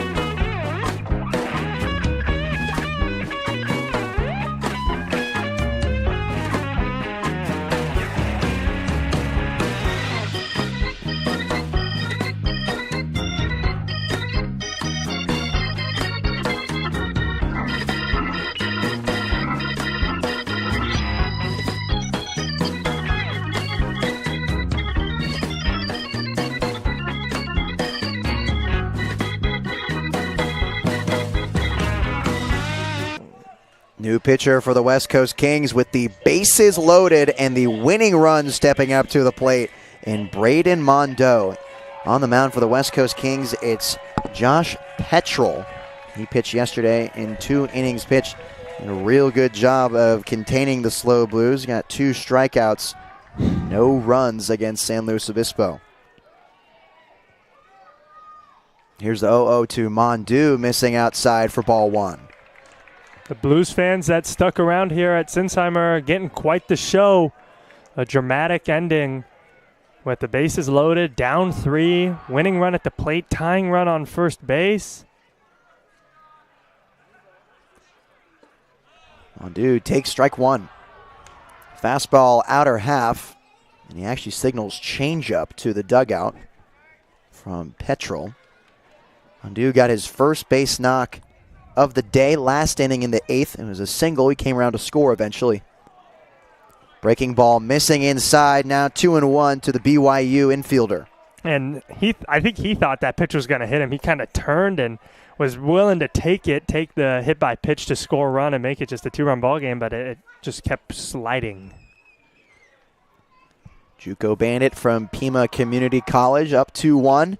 Swings and sends this one to center field. Lee coming in on it. Tagging from third is Hicksonbaugh. Here he comes home. Relay not in time, and there's another run for the Blues. So E.J. Royal stays at second, as well as Blake Gregory at first, but Jake Hicksonbaugh scores on the sac fly from Braden Mondo. And a productive out. Now you got to do it with 2 outs, though. 2 away here from Brendan Comerford. Last time he was up, he had a 2 RBI double in the 8th inning. His first hit as a Blue. I don't know, 2 RBI double right now sounds pretty good. Looking to ride the high of that extra base hit, wanting to replicate it again here. This one's touched out to center. Having to go back is Lee, and it burns over his head. Here comes 1 run from E.J. Royal. Another from Blake Gregory. Chugging around to third is Comerford. He slides, he's saved. What a swing by Comerford. Got me on my feet here in the press box. Brandon Comerford touched that ball to center field. And now it's a tied ball game, folks. The Blues are back, baby. What a moment here at Sinsheimer. The fans are on their feet. Brandon Comerford starting to get hot and pick up from the great season he had at Ohlone College last year. Oh my God, Brandon Comerford. Just lit a spark in the stadium right now. There's a new life in the air here for the SLO Blues as they've tied this game up in just 2 innings. 3 runs in the 8th, now 3 runs in the 9th. And now the winning one 90 feet away for Eric Furness. Furness takes a fastball upstairs for ball 1. 2 for 4 in his last game against the Coastal Dodgers in game 2. He had 2 singles, 2 RBIs. 1 base hit today against the West Coast Kings. 1-0, missing upstairs again. Wow, I have the chills, man. That was such a good swing by Comerford. Nothing like it, and it helped that Jaden Lee took his first step in. He took a few steps in, actually, and he had to turn around and put his head down and get after that ball that rolled towards the wall. 3 balls in a row to Eric Furness. And you know what I would love about a Furness walk is that on deck is Caden Cuccia, who swung the bat exceptionally well yesterday. 3-0, taking all the way is Eric Furness for ball 4. So now a 2-out base runner here. But it won't matter as the winning run is just 90 feet away still for Caden Cuccia, who came in to replace Chris Johnson as a pinch runner back in the 8th inning. Gets a shot here to win the ball game. 0-0 outside for ball 1. Can we get some of that Cuccia magic here in the 9th?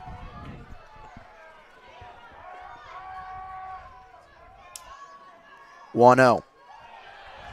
Missing for ball 2. Petrol can't find the strike zone.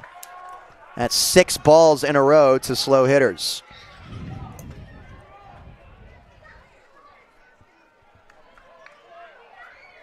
Cuccia's first at bat of the day. Fastball right down the middle, 2-1 now. I don't blame him for not swinging after 6 straight balls, but that pitch was pretty much right down the middle. Perfect game, preseason All-American, 2-time first-team All-Area and All-League. Huge cut on the 2-1 pitch. Count now even at 2-2. SLO Blues down to their final strike here in the 9th inning in a tie ball game. The winning run just 90 feet away. And Brandon Comerford, after the electric triple, he had to tie this one up. Swinging in a looper into shallow left field. That's the ball game! Caden Cuccia! What a game from the Blues. 7 runs in just the 8th and 9th inning, and Cuccia's running all around the outfield. Caden Cuccia is a beast. The SLO Blues walk it off here in game 2 against the West Coast Kings off the bloop single from Caden Cuccia, who came into pinch run for Chris Johnson in the 8th inning, and he comes through in the clutch in the bottom of the 9th to take the 7-6 victory. Just what an absolute ending of that game. The Blues pretty much, their offense was dead the entire game. Just 5 hits coming into the 8th inning, and then 3 runs in the 8th, 4 in the 9th, and a Caden Cuccia walk-off single. Yeah, no kidding. The sleeping giant arose in the final 2 innings of this game. The Blues really had trouble getting it going throughout the entire game. Just 5 hits through the first 7 innings, and all of their runs coming in the 8th and 9th, 3 in the 8th and 4 in the 9th. And Caden Cuccia is tonight's hero. Yeah, just an electric end to this game, and the Blues fans that stuck around are here on their feet clapping for the boys in the blue walking off the field on a beautiful Memorial and Mimosa Sunday here at the ballpark. The lads tipped their caps to the audience, and just a special moment here at Sinsheimer Stadium on Memorial Monday. Couldn't have written a better script for the SLO Blues today. Just a magical win to start a 3-game winning streak as they sweep the West Coast Kings here at Shinsheimer Stadium on opening weekend. And they just became a completely other team in the 8th. I mean, I didn't recognize who these guys were 1 through 7, and then something got in them in the 8th. And I think the moment that really started it, the exact moment, was when Ethan Royal picked up his second base hit in the 8th and eventually came around to score. I think that is what got the offense going. Yeah, Ethan Royal has been a spark plug for this team all weekend in the first 4 games of the season.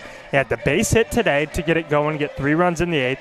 And then after Hicksonball got hit by a pitch, he singled in a 3-run count to bring the tying run to the plate. So he's really been the guy for the Blues so far this weekend. Yeah, and real patient at-bats later on from Hicksonball and Gregory as well. 2 young guys who were seeing a lot of pitches and eventually paid off for them as they just turned their back to the mound and let the hit-by-pitch get them. There's some base runners and some extra runs that came around to score. And Mondu with the sac fly eventually giving way for Comerford, who's starting to pick up as well for the SLO Blues. Yeah, 2 really great swings in the 8th and the 9th inning. 4 RBIs today. I mean, I said a 2 RBI double would sound great right here as Comerford stepped in. He said, I'll one-up you. How about a 2 RBI triple? So Caden Cuccia will actually be our player of the game. Our reporter Mark Robinson has an interview with him right now. Just got the ice bucket dumped on him. Be sure to stay tuned on social media to check out that clip. But just an unbelievable day at Shinsheimer Stadium as the SLO Blues pick up win number 3 against the West Coast Dodgers. They improved to 3-1 on the season, the West Coast Kings. The West Coast Kings fall to 0-2 on the season. And we'll be back on Friday night at 6 p.m. to continue this 10-game homestand in Game 5. Thank you, everyone, for tuning in to this afternoon's stream of SLO Blues baseball on the SLO Blues streaming network. My name is Nate Mills, joined with